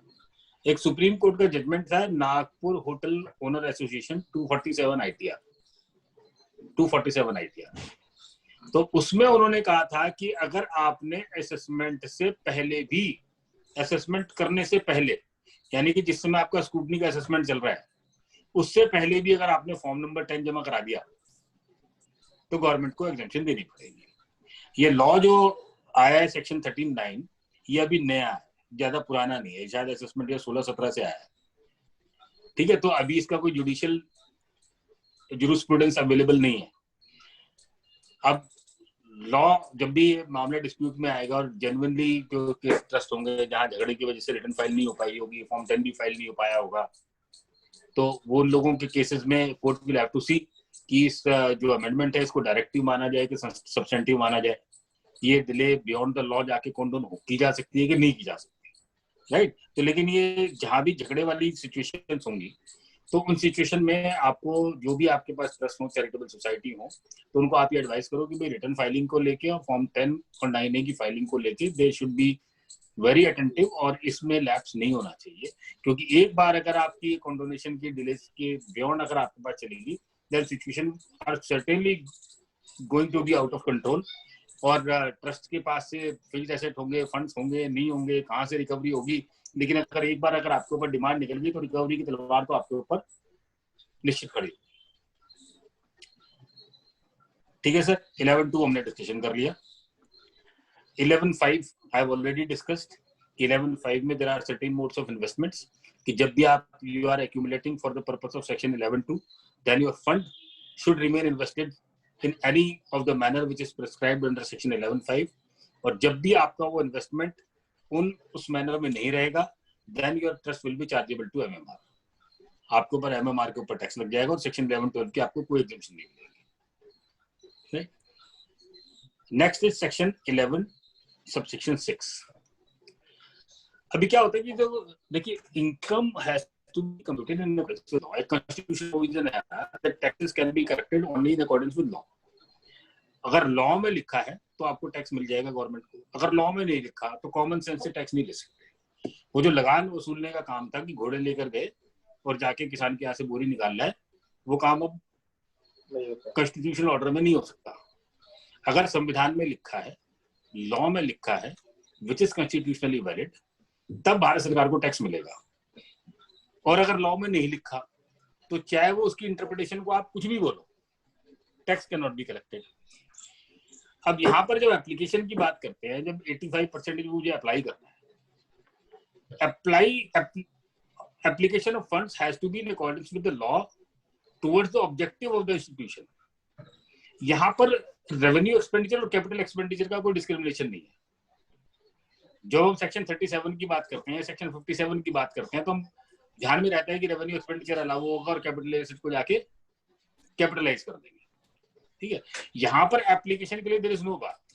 तो इसलिए जितनी भी हम ट्रस्ट और सोसाइटी देखते हैं वहां पर receipt and payment account is more important than income and expenditure account. Income and expenditure की कोई वैल्यू नहीं है। आपकी जो कंप्यूटेशन ऑफ इनकम बनेगी that will be derived from your receipt and payment account. ठीक है, तो जब मैं एप्लीकेशन क्लेम करता हूँ 85% की, तो अब मैं रेवेन्यू अकाउंट में खर्च करूँ या कैपिटल अकाउंट में खर्च करूँ, मैं दोनों का एप्लीकेशन क्लेम कर सकता हूँ। अब सपोज कीजिए कि एक मैंने एसेट खरीदी, कैपिटल एसेट, और मैंने उसका एप्लीकेशन क्लेम कर लिया। अब मैं उसकी डेप्रिसिएशन क्लेम कर सकता हूँ कि नहीं कर सकता? डेप्रिसिएशन क्लेम कर सकता हूँ कि नहीं कर सकता? क्योंकि कैपिटल की जो टोटल कॉस्ट है मेरी, I have already claimed that amount application. No. अब मैंने डेप्रिसिएशन उसके ऊपर दोबारा क्लेम कर सकता हूँ कि नहीं कर सकता? देयर वाज नो बार। जब कोई बार नहीं है तो लॉ मुझे मना ही नहीं करता। डेप्रिसिएशन एक मेरी नेचुरल डिडक्शन है। ठीक है, तो फिर मैं यहाँ पर उसको डेप्रिसिएशन को क्लेम कर सकता था। एक बार मैंने पूरा कैपिटल एक्सपेंडिचर को क्लेम कर लिया एप्लीकेशन, और दोबारा मैं हर साल उसका डेप्रिसिएशन भी क्लेम कर सकता था। कोर्ट्स हैव हेल्ड कि नहीं जी, लॉ में मना ही नहीं है कहीं भी कैपिटल एक्सपेंड, क्योंकि ट्रस्ट के बिल्कुल सेपरेट प्रोविजंस हैं, एक अलग मैकेनिज्म है ट्रस्ट की कंप्यूटेशन ऑफ इनकम बनाने का। तो लॉ नोवेयर बार्स कि जिसका आपने कैपिटल एक्सपेंडिचर क्लेम कर लिया, जिस कैपिटल एक्सपेंडिचर को आपने एप्लीकेशन में क्लेम कर लिया, आप उसके ऊपर डेप्रिसिएशन क्लेम नहीं कर सकते, ऐसा कोई बार नहीं है। तो after decision of the court अब इन्होंने लॉ बना दिया इसको सेक्शन 11(6) में कि जिस कैपिटल एसेट का आप एप्लीकेशन क्लेम कर चुके हैं, आपको उसको अब डेप्रिसिएशन नहीं मिलेगा।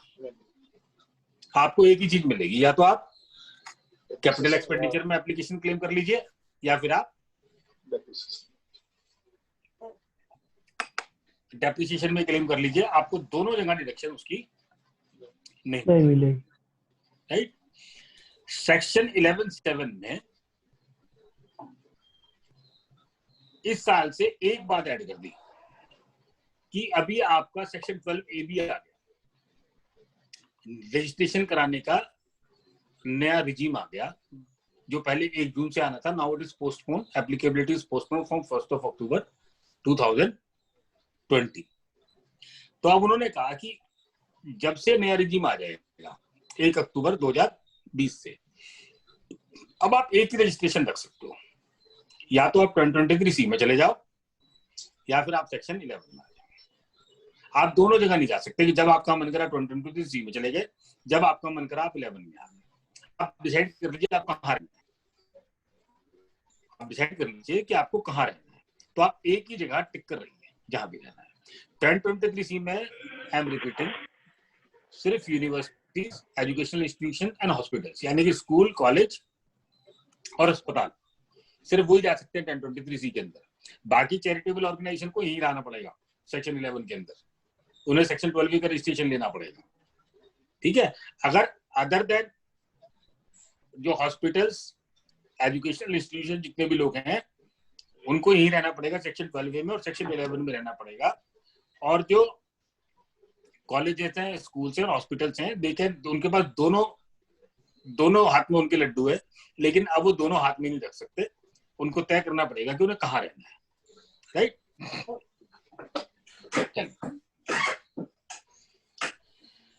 सेक्शन 12 में वो इनकम की बात करता है कि ट्रस्ट की इनकम कौन कौन सी होंगी। वहां पर उसने वॉलंटरी कंट्रीब्यूशन को इनकम बता दिया है और ज्यादा कुछ इसमें पढ़ने के लिए नहीं है, आप सेक्शन में पढ़ेंगे, it will be clear to you. Section 12A में वो कहता है कि 11-12 की एग्जाम्पशन लेने के लिए registration under section 12AA is mandatory.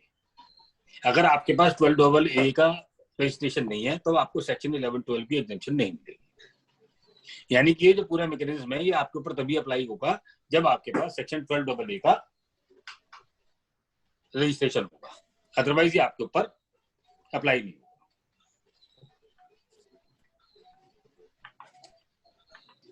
Next, section 12AB, उसमें उसने कहा कि अगर आप जो है अपने ऑब्जेक्ट क्लास में मॉडिफिकेशन करते हैं after you have obtained the registration under section 12AA, तब आपको फ्रेश अप्लाई कराना पड़ेगा। आपने अगर ऑब्जेक्ट क्लॉज मॉडिफाई कर दिए तब आपको दोबारा से फ्रेश एप्लीकेशन लेनी पड़ेगी। Then there is new section 12AAC, वो कहता है कि आपका 1 अक्टूबर 2020 से नया रिजीम आ जाएगा, आपको 12AA की बजाय 12AB में जाना पड़ेगा। राइट।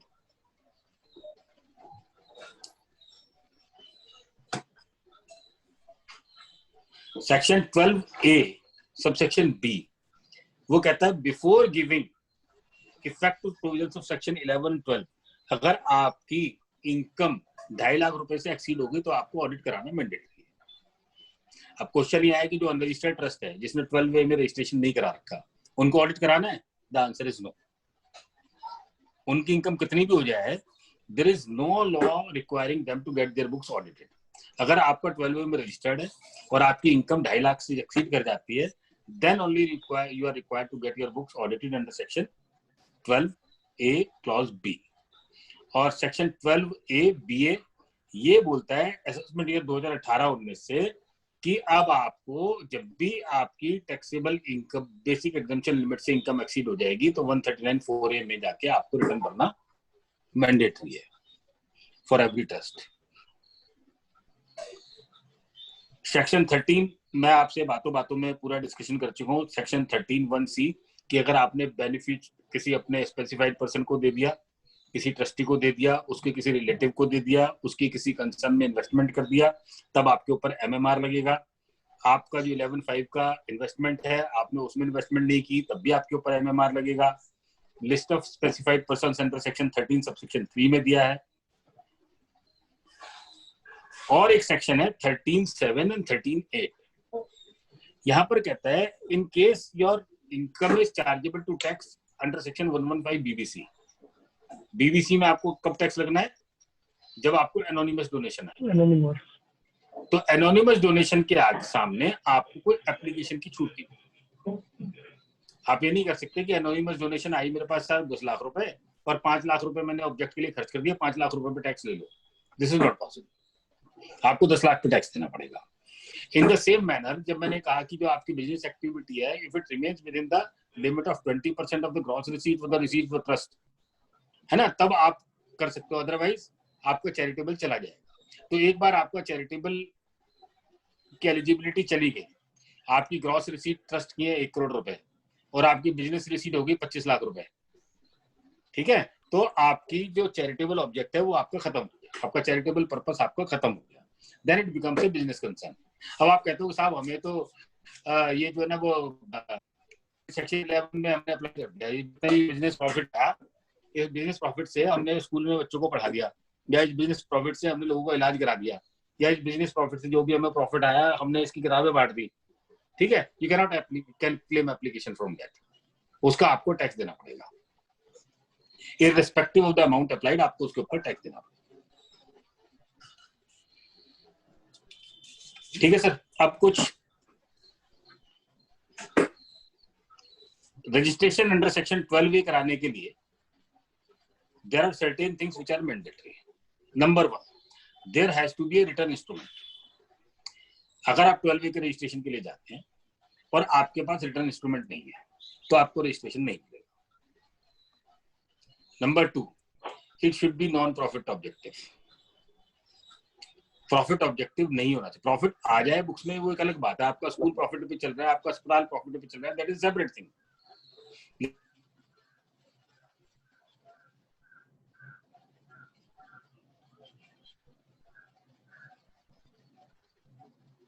सर आपकी आवाज हेलो अजी सर। 13 थी।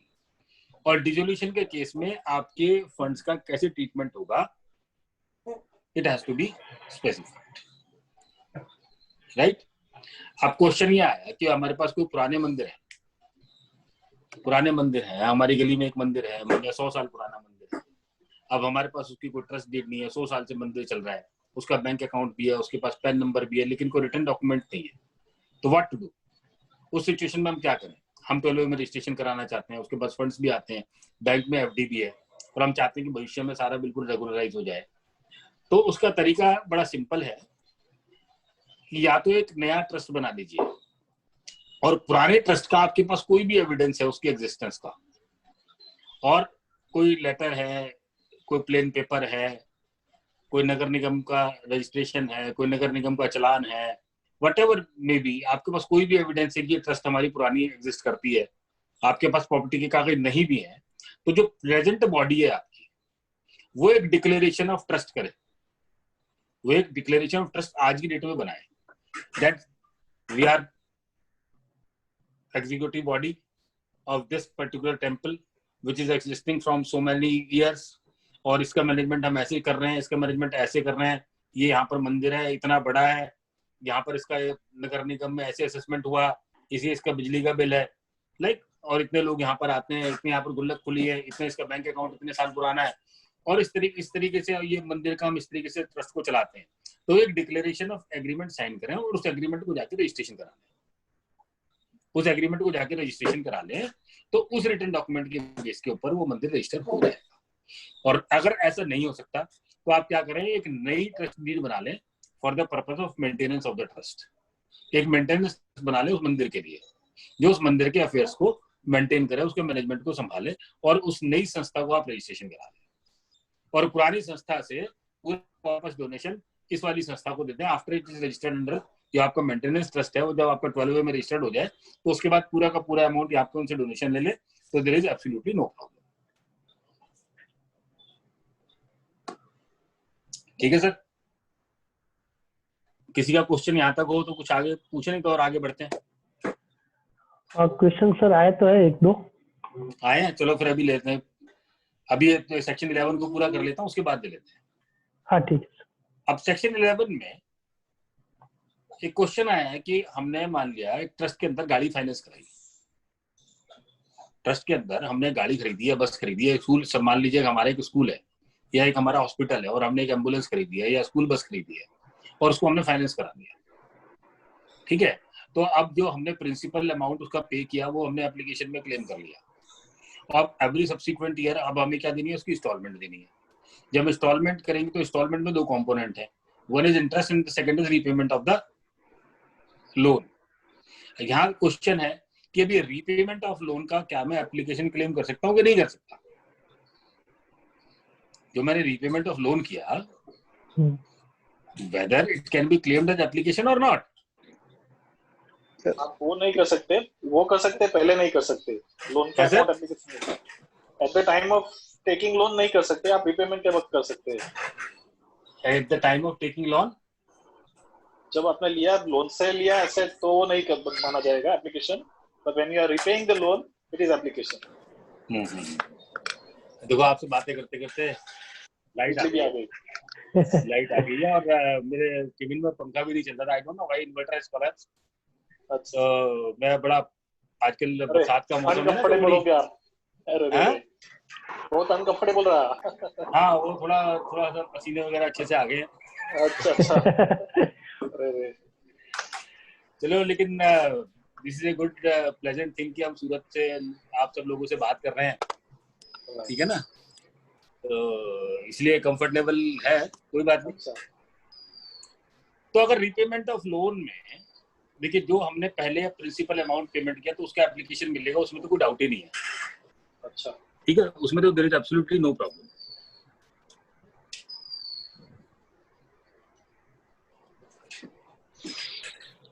रीपेमेंट ऑफ लोन में there is absolutely no problem. और रीपेमेंट ऑफ लोन का मुझे जिस समय मैं प्रिंसिपल अमाउंट रिपे करूंगा और मैं इंटरेस्ट अमाउंट रिपे करूंगा तो उसका भी मुझे एप्लीकेशन मिलेगा। There are number of laws, अगर आप कहेंगे तो मैं नंबर ऑफ लॉज आपको लिखवा देता हूँ। 134 ITR 555, 134 ITR 555, एक है 134 टैक्समैन 663। ठीक है, अभी मैंने आपको एक, जब मैं एप्लीकेशन की बात कर रहा था तो मैंने आपको कहा कि एप्लीकेशन बाय बुक एंट्री, कि मैंने वो फंड्स ईयर मार्क कर दिया और बुक एंट्री से मैंने अगर एप्लीकेशन कर दिया तो वेदर इट इज अलाउएबल और नॉट। तो उसके लिए एक सुप्रीम कोर्ट का जजमेंट है, CIT versus थांती trust 239 ITR 502, 239 ITR 502।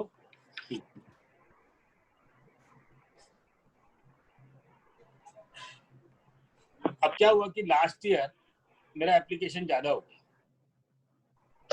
और इस साल मेरा एप्लीकेशन कम रह गया। अब ITR फॉर्म के अंदर कोई एप्लीकेशन को कैरी फॉरवर्ड करने का कोई कॉलम नहीं होता। जैसे हम लॉस तो कैरी फॉरवर्ड कर लेते हैं, डेप्रिसिएशन भी कैरी फॉरवर्ड कर लेते हैं,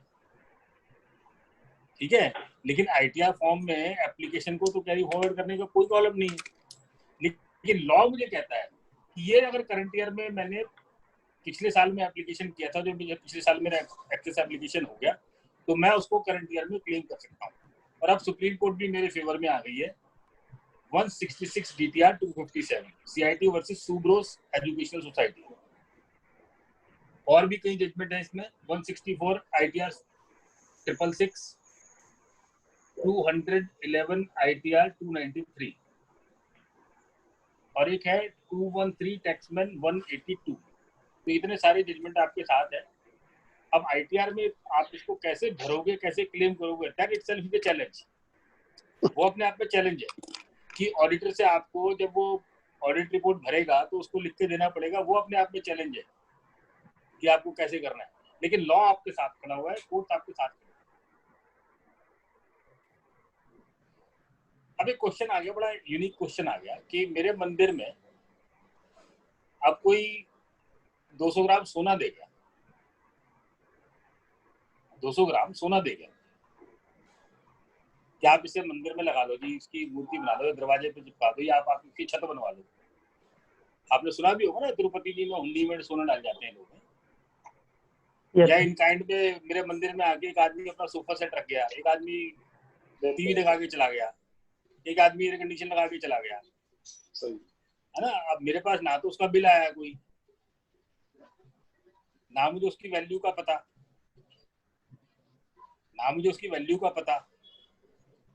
अब इसका मैं क्या करूं, इसको कैसे अकाउंट फॉर करूं?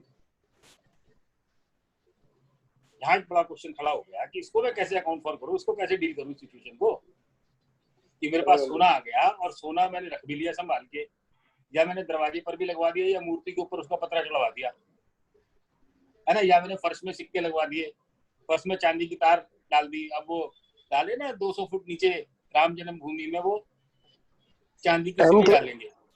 अब वो चांदी की सिल्ली किसी एक डोनर ने दे दी, मंदिर ने खरीदी नहीं, मंदिर के पास कोई पैसा आया नहीं, एक डोनर आया और उसने एक चांदी की सिल्ली मुझे दे दी कि आप इसको उसकी नींव के अंदर डाल दीजिए।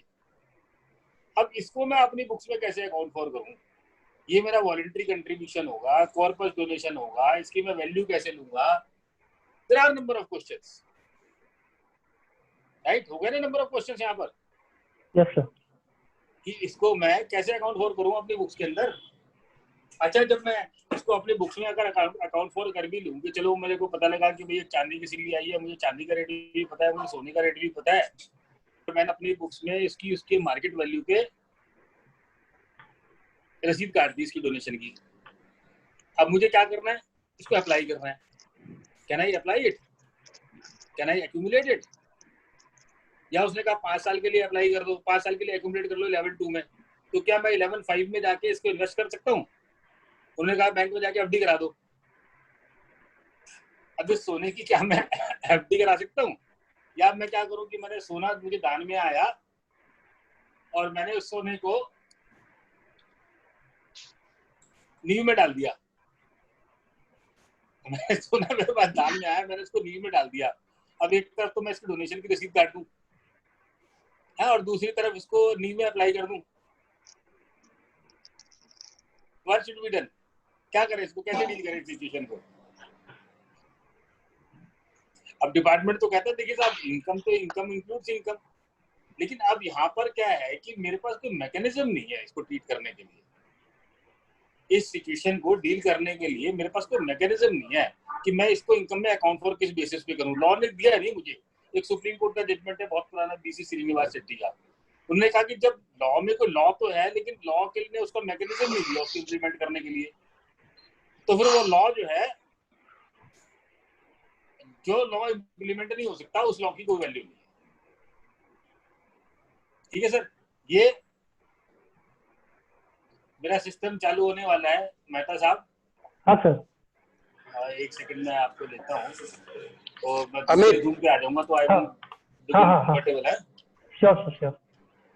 अमित क्वेश्चन चारेक आवेला છે લઈ લેની ઇન बिटवीन। हाँ चारेक क्वेश्चन ले ले अभी इन बिटवीन। एक सेकंड में जरा दूसरे अपने सिस्टम से उठा आपके रूम पर है। कोई दिक्कत नहीं।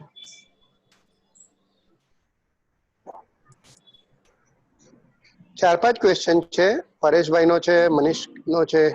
હા લઈ લઈશું। ના અત્યારે જે ટોપિક હતું ને તેનું જ રિલેવન્ટ। હા Sujesh bhai, he prefer at the last.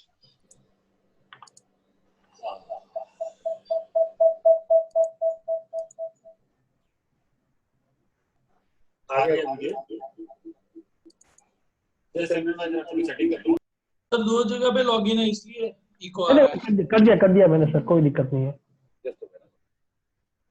Okay sir, no problem. मैं 1 सेकंड लूंगा आपका।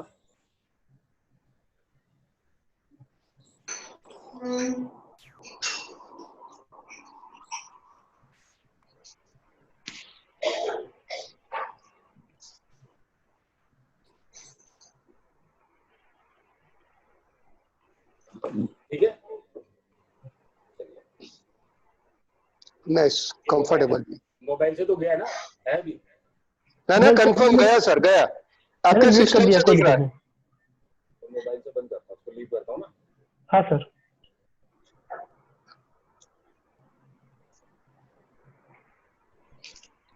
Amit you take question 1 by 1। हाँ सुजय सर, पहले हम लोग जब कंप्लीट થઈ જાય પછી लिए। हाँ वांदो नहीं। ठीक है जी, अब डोनेशन इन काइंड की बात समझ में आ गई हमको। अब एक बात और समझते हैं, मैंने एक टॉपिक छोड़ दिया था, कैपिटल गेन कैसे कंप्यूट होगा। इसके लिए सेक्शन 11(1)(a ये स्पेसिफिक सेक्शन। अभी हमने पढ़ा सेक्शन 224 क्लॉज 6 कहते हैं capital gain will be charge to tax, will be considered as income. अब यहाँ पर जो टैक्सेबल होगा वो होगा gain from transfer of capital asset, gain from transfer of capital asset. कभी कभी ग्रॉस रिसीट कभी टैक्सेबल नहीं होती। गेन क्या होगा? आपकी cell consideration minus cost of आपका गेन है। लॉ में उन्होंने जो सेक्शन 11 बने में जो लिखा लॉ, उन्होंने कहा कि जो आपका कैपिटल गेन जो एग्जेम्प्ट होगा, अगर आपने जो आपकी पूरी की पूरी कंसिडरेशन आई कैपिटल एसेट बेचने के बाद, और उस कैपिटल एसेट से जो कंसिडरेशन आई, अगर आपने पूरी की पूरी से एक नई कैपिटल एसेट खरीदी, then your entire capital gain will be exempt, then your entire capital gain will be exempt. और अगर आपके पास कैपिटल रिसीट आई तो कॉस्ट ऑफ एक्विजिशन जो आपकी थी उससे आपने जितना ज्यादा अप्लाई किया है, अगर आपने कम अप्लाई किया, सपोज कीजिए कि मैंने एक एसेट खरीदी थी 10 लाख रुपए की, अब मैंने 15 लाख रुपए की बेच दी। अगर मैंने 15 लाख रुपए की एक नई एसेट खरीद ली तो मेरा जो 5 लाख रुपए कैपिटल गेन आया पूरा का पूरा एग्जेम्प्ट हो जाएगा। यहाँ पर कोई शॉर्ट टर्म नहीं है, कोई लॉन्ग टर्म नहीं है, ठीक है। जब हम ट्रस्ट की इनकम में कैपिटल गेन निकालेंगे तो यहाँ पर कोई शॉर्ट टर्म लॉन्ग टर्म नहीं होगा। सीधा सिंपल तरीका है, 15 लाख रुपए की बेची, 10 लाख रुपए की मेरे पास कॉस्ट थी, 5 लाख रुपए मेरे पास कैपिटल गेन आ गया, 15 लाख रुपए की मैंने एक नई कैपिटल एसेट खरीदी, तो ये मेरा 5 का 5 लाख रुपए एग्जेम्प्ट हो गया। दूसरा तरीका, अगर मैंने नई एसेट खरीदी 16 लाख रुपए की, बेची थी 15 लाख की और खरीदी 16 लाख की, तो उस सिचुएशन में क्या करूंगा? 15 लाख में मेरा कैपिटल गेन एग्जेम्प्ट हो जाएगा और 1 लाख रुपए का मैं एप्लीकेशन सेपरेटली क्लेम करूंगा, ठीक है। अब यही एसेट अगर मैंने 14 लाख रुपए की खरीदी, यही एसेट मैंने 14 लाख रुपए की खरीदी, तो उन्होंने कहा कि जो आपने अमाउंट अप्लाई किया उसमें से आप कॉस्ट ऑफ एक्विजिशन को माइनस कर दीजिए, वो आपका एग्जेम्प्ट हो जाएगा। यानी कि 14 लाख में से मैंने 10 लाख रुपए माइनस किए तो 4 लाख रुपए मेरा एग्जेम्प्ट हो जाएगा और 5 लाख रुपए मुझे गेन आया, तो मेरा टैक्सेबल कितना हुआ? 1 लाख। 1 लाख रुपए मेरा टैक्सेबल। बात समझ में आ गई? अब इन्होंने आईटीआर फॉर्म 7 में, अब मैंने आपसे 2 शेड्यूल की बात की थी स्टार्टिंग में, शेड्यूल बीसी जिसमें हमें वॉलंटरी कंट्रीब्यूशन की डिटेल देनी है, शेड्यूल हमें ट्रस्ट की इनकम की डिटेल देनी है। उसके अलावा 2 शेड्यूल और, एक है शेड्यूल ईआर जहां application on revenue account, application of funds on revenue account, और एक है schedule BC application of funds on capital account, जहां पर मुझे उसकी डिटेल दी। अब इन्होंने क्या किया, जो शेड्यूल एआई है वहां पर मुझसे फिगर मांगी है net consideration received, net consideration received, और जो शेड्यूल मेरे पास जो ईसी है एप्लीकेशन के लिए, वहां पर मुझसे पूछता है cost of the new asset. यानी कि इस ट्रांजेक्शन को अभी हमने कहा कि मेरी कॉस्ट है 10 लाख रुपए, मैंने बेची 15 लाख रुपए और मैंने नई एसेट खरीदी 14 लाख रुपए। अब मैंने जब लॉ का सेक्शन पढ़ा तो मेरी टैक्सेबल इनकम आई 1 लाख रुपए। अब इस ट्रांजेक्शन को जब मैं आईटीआर फॉर्म के अंदर भरूंगा तो मेरी कंसिडरेशन आई 15 लाख रुपए और cost of the new asset आई 14 लाख रुपए, तो नेट मेरी टैक्सेबल कितनी आ गई? 1 लाख रुपए। लेकिन यहाँ पर ये सिस्टम पूरा दूसरा अप्लाई कर रहा है। यहाँ पर ये मुझसे कह रहा है आप सेल कंसिडरेशन में से cost of new asset reduce कर दो, got it? Cost of new asset reduce कर दो। अब दोनों तरीके से जब भी मुझे कैपिटल गेन आएगा तो we will arrive at the same result, we will arrive at the same result जब भी मुझे कैपिटल गेन आए। अब ये ट्रांजेक्शन अगर उल्टी हो जाए, मुझे कैपिटल लॉस आ जाए, अब मैंने ये एसेट 10 लाख रुपए की खरीदी, 10 लाख रुपए की खरीदी, 15 लाख रुपए की बेची और 9 लाख रुपए की नई एसेट खरीदी। 10 लाख रुपए की मेरी बुक्स में एग्जिस्ट कर रही थी, 15 लाख रुपए की बेची और 9 लाख रुपए की मैंने एक नई खरीदी। अब मैं इसको अगर इनकम टैक्स की रिटर्न के अंदर फॉर्म में भरूंगा उनके कॉलम के हिसाब से, तो मेरा गेन आ जाएगा 6 लाख रुपए, राइट? एक्चुअली में क्या होना चाहिए था, मेरा गेन टैक्सेबल होगा, गेन है इसमें मुझे कुछ? द आंसर इज नो, यहाँ पर मुझे गेन नहीं है। तो क्या हुआ कि there is no compatibility in the law and the ITR form. ITR form में जो फार्मूला लिखा है वो डिफरेंट है और जो सेक्शन के अंदर फार्मूला लिखा है वो डिफरेंट। तो ये जो आईटीआर फॉर्म के अंदर फार्मूला लिखा है, यहाँ पर तो मुझे गेन है ही नहीं, ठीक है। तो यहाँ पर जो मेरे कैपिटल गेन से ज्यादा इन्होंने मुझे टैक्स लगा दिया। तो यहाँ पर मुझे अब आईटीआर फॉर्म को भरते समय सावधानी बरतनी पड़ेगी कि किस तरीके से मैं अपनी लॉफुल इनकम को टैक्सेशन के लिए ऑफर करता हूँ। क्लियर? तो कैपिटल गेन के लिए ध्यान रखना है। और कैपिटल गेन के लिए आपके बेनिफिट के लिए एक बड़ा इंपॉर्टेंट सर्कुलर है, सर्कुलर नंबर 180 1975। इस सर्कुलर में कहा कि अगर आपके कोई कैपिटल एसेट आपने बेची और उस फंड्स को आप 6 महीने से ज्यादा की एफडी कराते हो, तो that FD will be treated as your capital, new capital asset. बात समझ में? यानी कि आपने कैपिटल एसेट 15 लाख रुपए की बेची, अब मुझे जो 15 लाख रुपए को एग्जम्प्ट करना है, अब मैंने 15 लाख रुपए की एफडी करा दी 6 मंथ्स और मोर। तो ये जो 15 लाख रुपए की एफडी है, it will take the character of capital asset, ठीक है। और ये जो कैपिटल एसेट है, इसका मुझे यहाँ पर एप्लीकेशन मिल जाएगा और यहाँ पर मेरा कैपिटल गेन 0 हो जाएगा। लेकिन अब इसका सेकेंड इम्पैक्ट क्या होगा कि जब ये एफडी मैच्योर होगी, then it will become my net consideration from sale of capital asset। उसके बाद मुझे दोबारा इसको अप्लाई करना पड़ेगा। तो ये एक नया कैरेक्टर इसका कैपिटल गेन का ले लेगा, ठीक है दोस्तों। तो as far as I think मैंने जो रजिस्टर्ड चैरिटेबल इंस्टीट्यूशंस के जितने भी प्रोविजंस है, और I have covered almost everything. और अनरजिस्टर्ड चैरिटेबल इंस्टीट्यूशन को अगर आपने सुनना हो तो मेरे ख्याल से रिपीट करने का फायदा नहीं होगा, आपके पास YouTube already forwarded to members sir, already हमने फॉरवर्ड किया है। तो उस लिंक को आप शेयर कर लो तो कर लिया है सर। और कल एबी को किसी और दिन डिस्कशन करेंगे। It's an entire chapter in itself, it will take at least 1.5 our.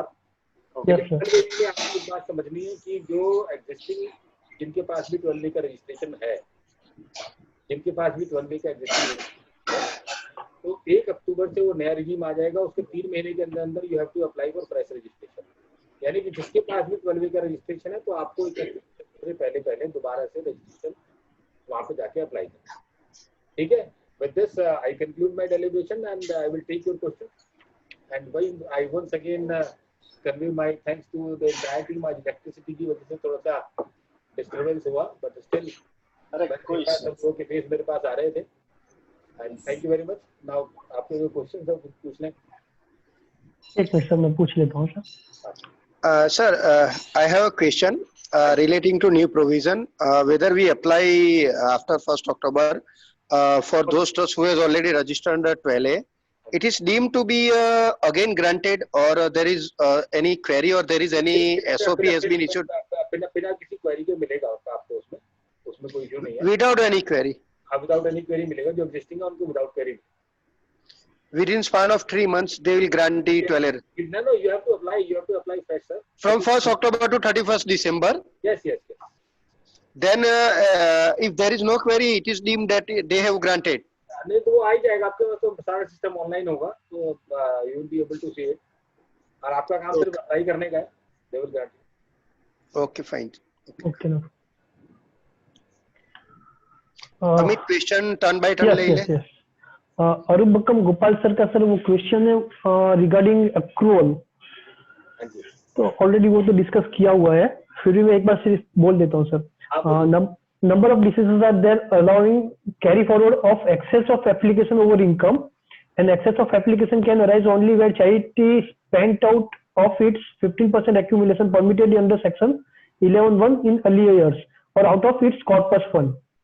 If out of corpus, my view is the amount applied out of the corpus should go to reduce the corpus fund balance. If out of 15% unspent income of earlier years, then application is out of earlier years accumulation. Therefore, in either way, the question of a public charitable trust applying on its object more than 100% of current year's income will not arise. In view of the above, please explain whether the decision allowing carry forward of excess application is in accordance with the above accounting treatment. Gopal sir, देखिए इसमें the thing is as normal income tax provisions in relation to carry forward of loss and unabsorbed depreciations are concerned, तो वहाँ पर बड़ी clarity है और income tax returns के अंदर उसका फॉर्म है. ठीक है, यहाँ पर प्रॉब्लम ये है कि इनकम टैक्स की रिटर्न के अंदर ना तो इसका कोई कॉलम है ना कोई फॉर्म है, सिर्फ हमारे पास कोर्ट के डिसीजन है विच हेल्प्स अस. अब हेल्प्स अस की बात ये है कि अब मैं जब सेक्शन 11(1)(a) की डिडक्शन देखता हूँ तो there are two deductions which are available to me. One is 15% accumulation and the second is 85% application, right. अब सपोज कीजिए, अब मैं बात को जिस तरीके से समझूं कि एक साल में 1 करोड़ रुपए की डोनेशन आई, 90 लाख रुपए मैंने अप्लाई कर दिए और 10 लाख रुपए मैंने एक्यूमुलेट कर दिए. ठीक है, तो यहाँ पर देखा जाए तो 5 लाख रुपए मेरा एक्स्ट्रा एप्लीकेशन हो गया इस साल में. 5 लाख रुपए मेरे पास एक्स्ट्रा एप्लीकेशन हो गया. अब जो ट्रस्ट की जब हम बुक्स लिखते हैं तो बुक्स का कोई सेट फॉर्मेट नहीं होता. मैंने आपको बताया कि computation of income has to be made in accordance with section 11 to 13. अब बुक्स में आपने बैलेंस शीट भी बना रखी है, आप अपने एसेट्स को आप फिक्स्ड एसेट्स के शेड्यूल में ले गए हो, इनकम एंड एक्सपेंडिचर आपने रेवेन्यू आइटम्स का बना दिया है. तो क्या होता है कि कई टाइम समटाइम्स क्या होता है आपकी कंप्यूटेशन ऑफ इनकम का और बैलेंस शीट का कोई रिलेशन नहीं रहता. आप जैसे नॉर्मल कोर्स में चलते हैं ना, पहले हमने लिया net profit from profit and loss account, फिर एडिशन डिलीशन किया और उसके बाद we arrive at our taxable income. ऐसे ट्रस्ट के केस में पॉसिबल नहीं होता. ट्रस्ट के केस में हम क्या करेंगे, रिसीट एंड पेमेंट अकाउंट लेंगे और फिर आप उससे अपनी कंप्यूटेशन ऑफ इनकम को डिराइव करेंगे. तो अब ये जो एक्सेस एप्लीकेशन हुआ, इसको हम कहाँ जाके कैरी फॉरवर्ड करेंगे और कहाँ जाके हम उसका रिकॉर्ड मेंटेन करेंगे, अकाउंट्स में कैसे मेंटेन करेंगे, इट्स वेरी डिफिकल्ट क्वेश्चन. तो इसका तरीका यही है कि जो आपकी कंप्यूटेशन है और जो आपके वर्किंग पेपर्स हैं, आप उसमें उसका रिकॉर्ड बना के रखिए कि किस साल कब मेरा कहाँ एक्सेस एप्लीकेशन हो गया और किस साल को मुझे नेक्स्ट ईयर में ले जाना है. और फिर वो आप अपने ऑडिटर को जाके सेटिस्फाई करिए. ठीक है, फिर वो फॉर्म 10B जब अपनी ऑडिट रिपोर्ट भरेगा तो उसमें वो प्रीवियस ईयर के एप्लीकेशन को अगर वो वहाँ पर इंक्लूड करेगा आपके रिकॉर्ड को देखने के बाद, only then you will be able to claim this exemption. Otherwise there is no perfect method, I can not suggest. ये तो तरफ क्या है कि आपका असेसिंग ऑफिसर आपकी बात मान जाए, that is more than enough. ठीक है, और आपका जो ऑडिटर है अगर उसने एप्लीकेशन में 10B में लिख दिया, then your work is over, आपका काम हो जाएगा sir. For the time being return भरने तक तो हो ही जाएगा, कभी आएगा तो बात की बात है. ठीक है sir. Next question, whether trust needs to spend exempt income under section 10 and deducts under 24 also as per CBDT circular that for the section 10 की आपको एग्जेम्पशन नहीं मिलती दोस्त. ट्रस्ट के अंदर मैंने आपको रिपीटेडली बताया है, किसी भी ट्रस्ट को सेक्शन 10 की एग्जेम्पशन नहीं मिलती. सेक्शन 10 में सिर्फ 2 सेक्शन की एग्जेम्पशन मिलती है, 3 की मिलती है, तीसरी आपकी मतलब की नहीं. 10(1) गवर्नमेंट ट्रस्ट की. ठीक है, हम गवर्नमेंट ट्रस्ट को हैंडल नहीं करते. ठीक है, 10(1) and 10(23)(c). 10(1) की एग्रीकल्चरल इनकम की और दूसरी बची 10(23)(c) की. इसके अलावा सेक्शन 10 की कोई एग्जेम्पशन हमें नहीं मिलती. अब यहाँ पर एग्रीकल्चरल इनकम की हम बात कर रहे हैं, तो यहाँ पर जब हम शेड्यूल AI देखते हैं तो वहां पर उसने एग्रीकल्चरल इनकम का कॉलम दिया है, एग्रीकल्चरल इनकम. अब जैसे आप एग्रीकल्चरल इनकम वहां पर लिख दोगे तो आप उसके ऊपर टैक्स लगा देता है. अब you can not fight with the machine. अब आपको जो अपना डाटा है उसी को सेट करना है. अगर आपने गलती से शेड्यूल AI में एग्रीकल्चरल इनकम लिख दी तो उसको रेट पर्पस के लिए इंक्लूड नहीं करता, वो आपको एग्जेम्पशन भी नहीं देता उसकी. वो सीधा उसके ऊपर जाके आपके टैक्सेबल इनकम में जाके उसको ऐड कर देते. तो अब क्या करेंगे, फिर वो दूसरी जगह जहाँ टोटल इनकम कंप्लीट होती है वहां पर आपको दोबारा पूछता है agricultural income from for rate purposes. तो एग्रीकल्चर इनकम आपको AI में नहीं भरनी, आपको वहां जाके भरनी पड़ेगी, तब आपको उसका बेनिफिट. फिर सर एक क्वेश्चन है, if any religious trust not registered under 12 of the IT act, then whether the trust can claim the 15% accumulation and whether corpus donation received by religious trust. जो देखिए बड़ा सिंपल तरीका है, अगर आपका कोई ट्रस्ट है, रिलीजियस ट्रस्ट है, चैरिटेबल ट्रस्ट है, जो आपका सेक्शन 12 का जिसके पास रजिस्ट्रेशन नहीं, आपको सेक्शन 11-12 के प्रोविजन एप्लीकेबल नहीं हो. ठीक है, तो आपकी जो टोटल इनकम है वो टैक्सेबल इनकम होगी.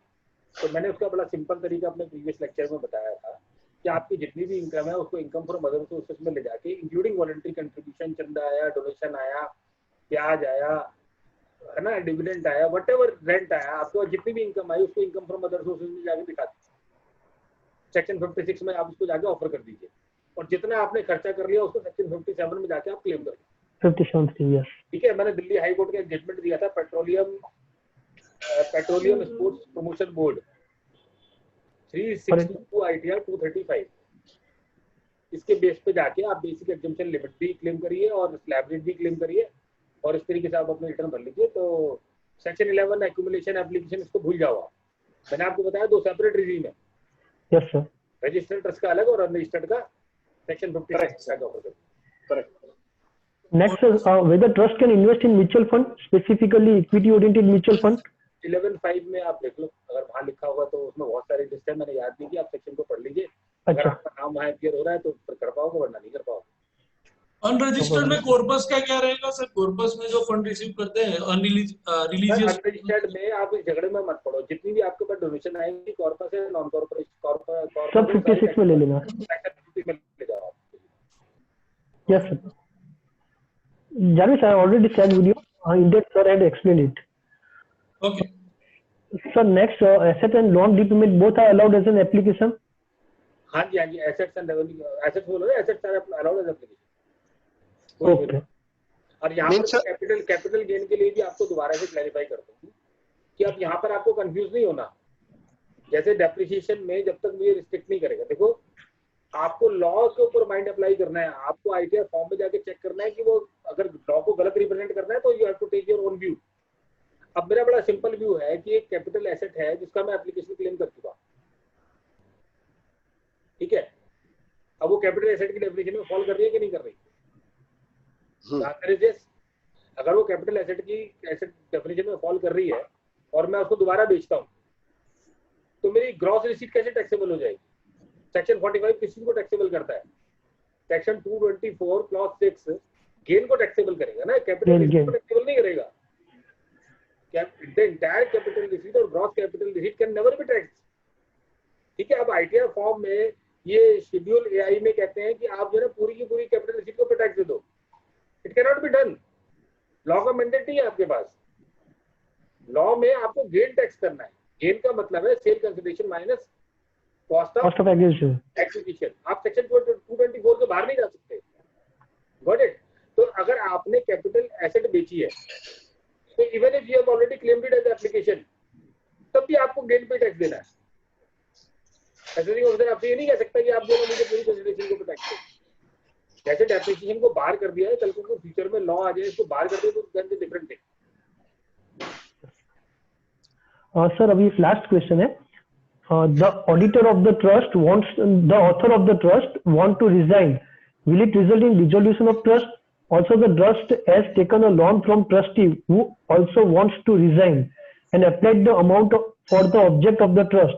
The trustee is silent on loan from trustees. Is the application allowable? नहीं, लोन फ्रॉम ट्रस्टी की बात करो तो एप्लीकेशन थोड़ी हो गया, वो तो सोर्स है। अगर ट्रस्ट ने लोन फ्रॉम ट्रस्टी ले लिया तो there is absolutely no problem. पहले तो आप बात समझो, लोन आप जो मैं आपको क्वेश्चन समझ पाया हूँ, you are asking loan from trustee, ठीक है। अच्छा, जो ऑथर होता है, ऑथर तो ट्रस्ट में का एक मैकेनिज्म, देखो ट्रस्ट जब भी हम बनाते हैं it is for perpetual succession. आपने एक ट्रस्ट बनाई है और डिसॉल्व करने, इर्रिवोकेबल ट्रस्ट होता है। ट्रस्ट कभी भी रिवोकेबल नहीं होता। Trust is always irrevocable. और वो ऑथर अगर मर भी जाए, है ना, तब भी ट्रस्ट चलती है। ऐसा थोड़ी, क्योंकि ट्रस्ट ने एक मैकेनिज्म बनाया है, आपने एक रूल्स एंड रेगुलेशन बनाई है, who is going to manage the affairs of the trust, ठीक है। तो ऑथर रहे या ना रहे, इट इज प्योरली इनसिग्निफिकेंट। अगर ऑथर रिजाइन करके चला जाए तो चला जाए, हार्डली मेक्स एनी डिफरेंस। जब तक आपके ट्रस्ट डीड के अंदर ट्रस्ट का एडमिनिस्ट्रेशन के लिए मैकेनिज्म दिया हुआ है और जो ट्रस्टीज हैं, जो मैनेजर्स हैं, जो मैनेजमेंट कमेटी है, वो ट्रस्टी एक्ट करेंगे, तो ट्रस्टी का होना जरूरी है। ट्रस्टी का होना जरूरी है, जो ट्रस्ट के अफेयर्स को मैनेज करता है उनका एग्जिस्ट करना जरूरी, ठीक है। और वो अगर एग्जिस्ट नहीं करते, वो सारे डिजाइन करते हैं, तो उस केस में क्या होगा? Trust is a public property.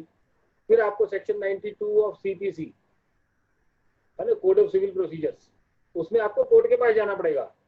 अगर आप आपके सारे ट्रस्टी मर जाए मान लिया, या ट्रस्टी कोई है नहीं, कोई ट्रस्ट में कोई ट्रस्टी नहीं बचा, ऑथर से कोई फर्क नहीं पड़ता, अब ट्रस्टी नहीं है, तब आपको कोर्ट में जाना पड़ेगा, कोर्ट ट्रस्टी अपॉइंट करेगी, उस पैसे को कोई हाथ नहीं लगा सकता, it's public money, it's public character.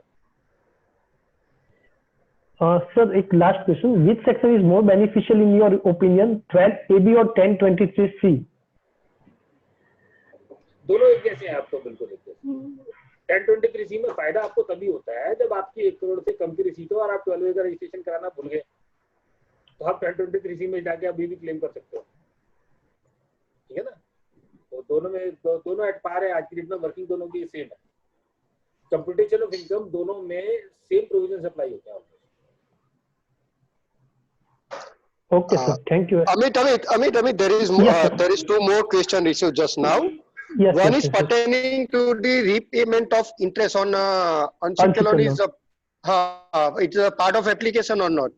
दोबारा बोले please Sir, repayment repayment on unsecured loan, interest on unsecured loan is a part of application or not? बोला था ना, रिपेमेंट ऑफ लोन भी बोला, इंटरेस्ट में तो कोई डाउट नहीं था, रिपेमेंट ऑफ लोन पे डाउट था, that I have cleared of the number of judgments मैंने आपको लिखवाया, आप दोबारा लिख लीजिए, मैं देता हूं, आप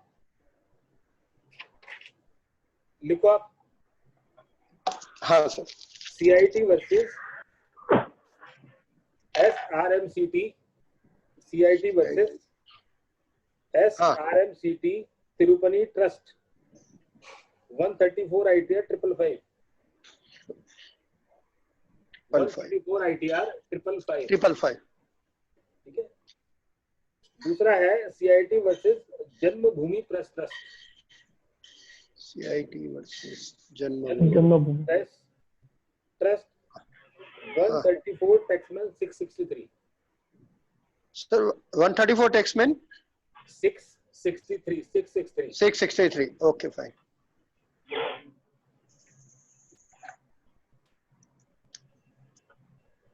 અમિત એક રાજેન્દ્ર ગાંધી નો ક્વેશ્ચન આવેલો છે, ચલો. હા, return file after 139 due date is 11/5 applications are allowed. Due date के बाद अगर रिटर्न फाइल करते हैं तो एप्लीकेशन ऑफ इनकम माना जाएगा? नहीं, आप ना पहले बात को समझो, मैंने आपको दो चीजें बताई। 11/5 आपके ऊपर तब अप्लाई होता है when you are availed section 11(2). Yes, accumulation accumulation किया है 5 साल के लिए, तब आपके ऊपर 11/5 ट्रिगर होता है, अदरवाइज आपके ऊपर 11/5 ट्रिगर नहीं होता, राइट। 11(2) के लिए you are required to file form number 10 before the due date of filing of return.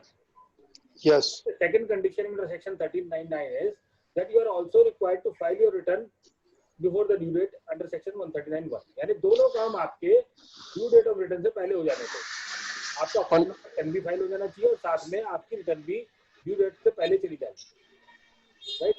अगर ये दोनों काम आपके नहीं हुए, दैट इज द क्वेश्चन कि तब क्या होगा। आपने या तो फॉर्म नंबर 10 टाइम से फाइल नहीं किया या फिर आपने रिटर्न टाइम से फाइल नहीं की, ठीक है। इन दोनों सिचुएशन में Nagpur hotel owners association 247 ITR supreme court का जजमेंट है, ये पुराना जजमेंट है लॉ की अमेंडमेंट से पहले। उसमें उन्होंने कहा कि अगर असेसमेंट कंप्लीट होने से पहले तक भी अगर आपने फॉर्म 10 फाइल कर दिया, then accumulation can not be denied, ठीक है। तो लेकिन वो अब लॉ चेंज कर दिया, अब लॉ में उन्होंने स्पेसिफिकली सेक्शन 1399 में लिख दिया कि आपको दोनों काम करने मैंडेटरी है। अब यहाँ पर एक सर्कुलर है 6/2020, आप नोट कर लो, सर्कुलर नंबर 6/2020। इसने 3 साल के लिए असेसमेंट ईयर 16-17, असेसमेंट ईयर 17-18 और असेसमेंट ईयर 18-19, 3 सालों के लिए कोऑर्डिनेशन ऑफ डिले की पावर CIT को डायरेक्टर जनरल को दे दी। तो अगर आपका कोई कोऑर्डिनेशन होगा तो आपको उसके रेमोक्रम पे जाके अपनी सर्कमस्टेंसेस डेमोंस्ट्रेट करनी पड़ेगी भाई there is a delay, then that director examination can condone the delay. लेकिन हर साल आपको ये जब तक CBDT से इंस्ट्रक्शंस नहीं आएंगी, देन CIT एग्जामिनेशन और director examination is powerless, you will not be able to condone your delay. तो उसके लिए आपके पास नेक्स्ट जो रिकोर्स है वो आपको CBDT में पिटीशन फाइल करनी पड़ेगी under section 119 subsection 2 clause B। इसमें जाके आपको CBDT में पिटीशन फाइल करनी पड़ेगी कंडोनेशन कराने के लिए, ठीक है। और अगर ये दोनों भी रास्ते आपके निकल गए, then the only option left is High Court. आपको writ petition file करनी पड़ेगी. There is no other option. Amit, બીજા બે ક્વેશ્ચન આવ્યા છે સર. दो क्वेश्चन आए हैं. The first question pertaining to whether the 15% accumulation that amount can be invested under section 11(5). देखिए जो 11(5) की जो कंडीशन है ना वो 11(2) के लिए एप्लीकेबल लिखी है सेक्शन में, है ना. तो 11 बाकी 15% के लिए ऐसी कंडीशन नहीं लिखी है. Right, sir. That is free money, I believe. So you can utilize anywhere. मैं ऐसा नहीं बोल रहा, मैं तो सिर्फ लॉ पढ़ा रहा हूँ. मैं आपको ये नहीं कहता आप कैश लैंड रखो उसको, आपको बैंक में रखने चाहिए पैसे. हाँ. Safe money. You can invest safely. Right, sir. And there is one more question. If new trustee appointed by the existing trustee, but it is not approved yet by the Charity Commissioner Office, whether new trustee name is to be mentioned in ITR? 13(3) में specified person की बात कर रहे हो आप. तो देखिए अगर चैरिटी कमिश्नर अपॉइंट करे ना करे, अगर आपके लिए वो बन गया एक ऑथर, आपने बना दिया, आपने उसको मतलब ट्रस्टी बना दिया, तो 13(3) में तो फॉल करेगा ही करेगा. हाँ. और वैसे जहाँ तक मुझे याद है कि ट्रस्टी को कोई अप्रूव नहीं करना है. मुझे आपके स्टेट में कोई और लॉ तो मुझे मालूम नहीं है. It's only a filing process कि आपको इन्फॉर्म करना है कि आपने इस ट्रस्टी को ट्रस्टी बना दिया है. ट्रस्टी अप्रूव नहीं करता है किसी को. आई थिंक वो चैरिटी कमिश्नर रिकॉर्ड ऐसा नहीं होता कि मैं एक ट्रस्ट बनाऊं और उसमें आपके चेयरमैन साहब को ट्रस्टी बना दूं और तो जाके वो रजिस्ट्रार ऑफ सोसाइटी मुझे कह देंगे कि नहीं साहब आप इनको ट्रस्टी नहीं बना सकते. This is not like this. अगर मैंने बना दिया it remain as trustee. That is only जो फाइलिंग होती है, नाम की फाइलिंग है, that is only for the purpose of information, nothing more than that. Information. Okay sir, thank you very much sir. चलो जी, thank you from my side also. और बहुत अच्छा लगा आप सब लोग लाइन पे बने हुए हो. और मुझे उम्मीद नहीं थी कि इतने लोग साथ में बैठ के देखोगे चैरिटेबल ट्रस्ट. आप लोग चैरिटेबल ट्रस्ट में इंटरेस्टेड भी हैं, काम भी करते हैं, और आपने बड़ा अच्छे से सुना सब लोगों ने. Thank you very much. Yatin formally propose vote of thanks. Yeah, on behalf of Navsari branch, sir, I really like to thank you. जब हमने अब मुझे लगता है इंटरव्यू शायद यतिन का म्यूट हो गया. एक मिनट. हेलो. हाँ यतिन प्लीज रिपीट कर. एक या जब हमने वो सुना था ना आपका, तभी हमने डिसाइड कर लिया था कि ये बहुत ही अच्छे स्पीकर है. और आज मैं मानता हूँ जो बहुत सारे लोगों के बहुत सारे डाउट क्लियर हो गए थे. आपके अगर आपके दोनों वेबिनार ध्यान से सुन ले तो ट्रस्ट के लिए आई डोंट थिंक उनको किसी को भी कोई कंफ्यूजन रहेगा. सो लेकिन मैं आपको बताऊं कि ट्रस्ट एक ऐसी यूनिक चीज है. ट्रस्ट का असेसमेंट ना, आप उसका ये लॉ या ऐसी चीजें आप जितनी बार पढ़ो उतना मजा आता है आप उसको. और करेक्ट. जितनी बार डिफिकल्टी आती है आपका माइंड उतना अप्लाई करता है. कहते हैं जब आप रामायण पढ़ोगे, जितनी बार पढ़ोगे नया मतलब समझ में आता है. सही है. हमारा इनकम टैक्स एक्ट भी रामायण जैसा ही है. आप जितनी बार पढ़ोगे खुद वापस पढ़ोगे तो नया मतलब निकलेगा. Right right. सही. Sir, we have received one more request about organizing taxation of private trust. Sir ये मेरी भी रिक्वेस्ट है, अगर प्राइवेट ट्रस्ट पे भी आप अगर एक बार जोड़ सके. चलो करेंगे जरूर करेंगे. अभी तो आजकल वो बहुत डिमांड आ रही है लोगों की. Yes sir. तो टैक्स ऑडिट के ऊपर करेंगे. अभी उसका सीजन शुरू हो जाएगा. प्राइवेट ट्रस्ट का भी करेंगे, कोई बात नहीं. Yes sir. So once again, thank you to all the participants also. Sir, आप फ्यूचर में भी हमारे साथ ज्वाइन रहेंगे. Please sir. Thank you. Thank you very much sir. Thank you sir. नमस्कार. बहुत बहुत शुभकामनाएं सबको. स्वस्थ रहो, बढ़िया से रहो, अच्छे से रहो. पक्का sir. Thank you. Thank you very much. Thank you sir. Take care sir. Okay, thank you.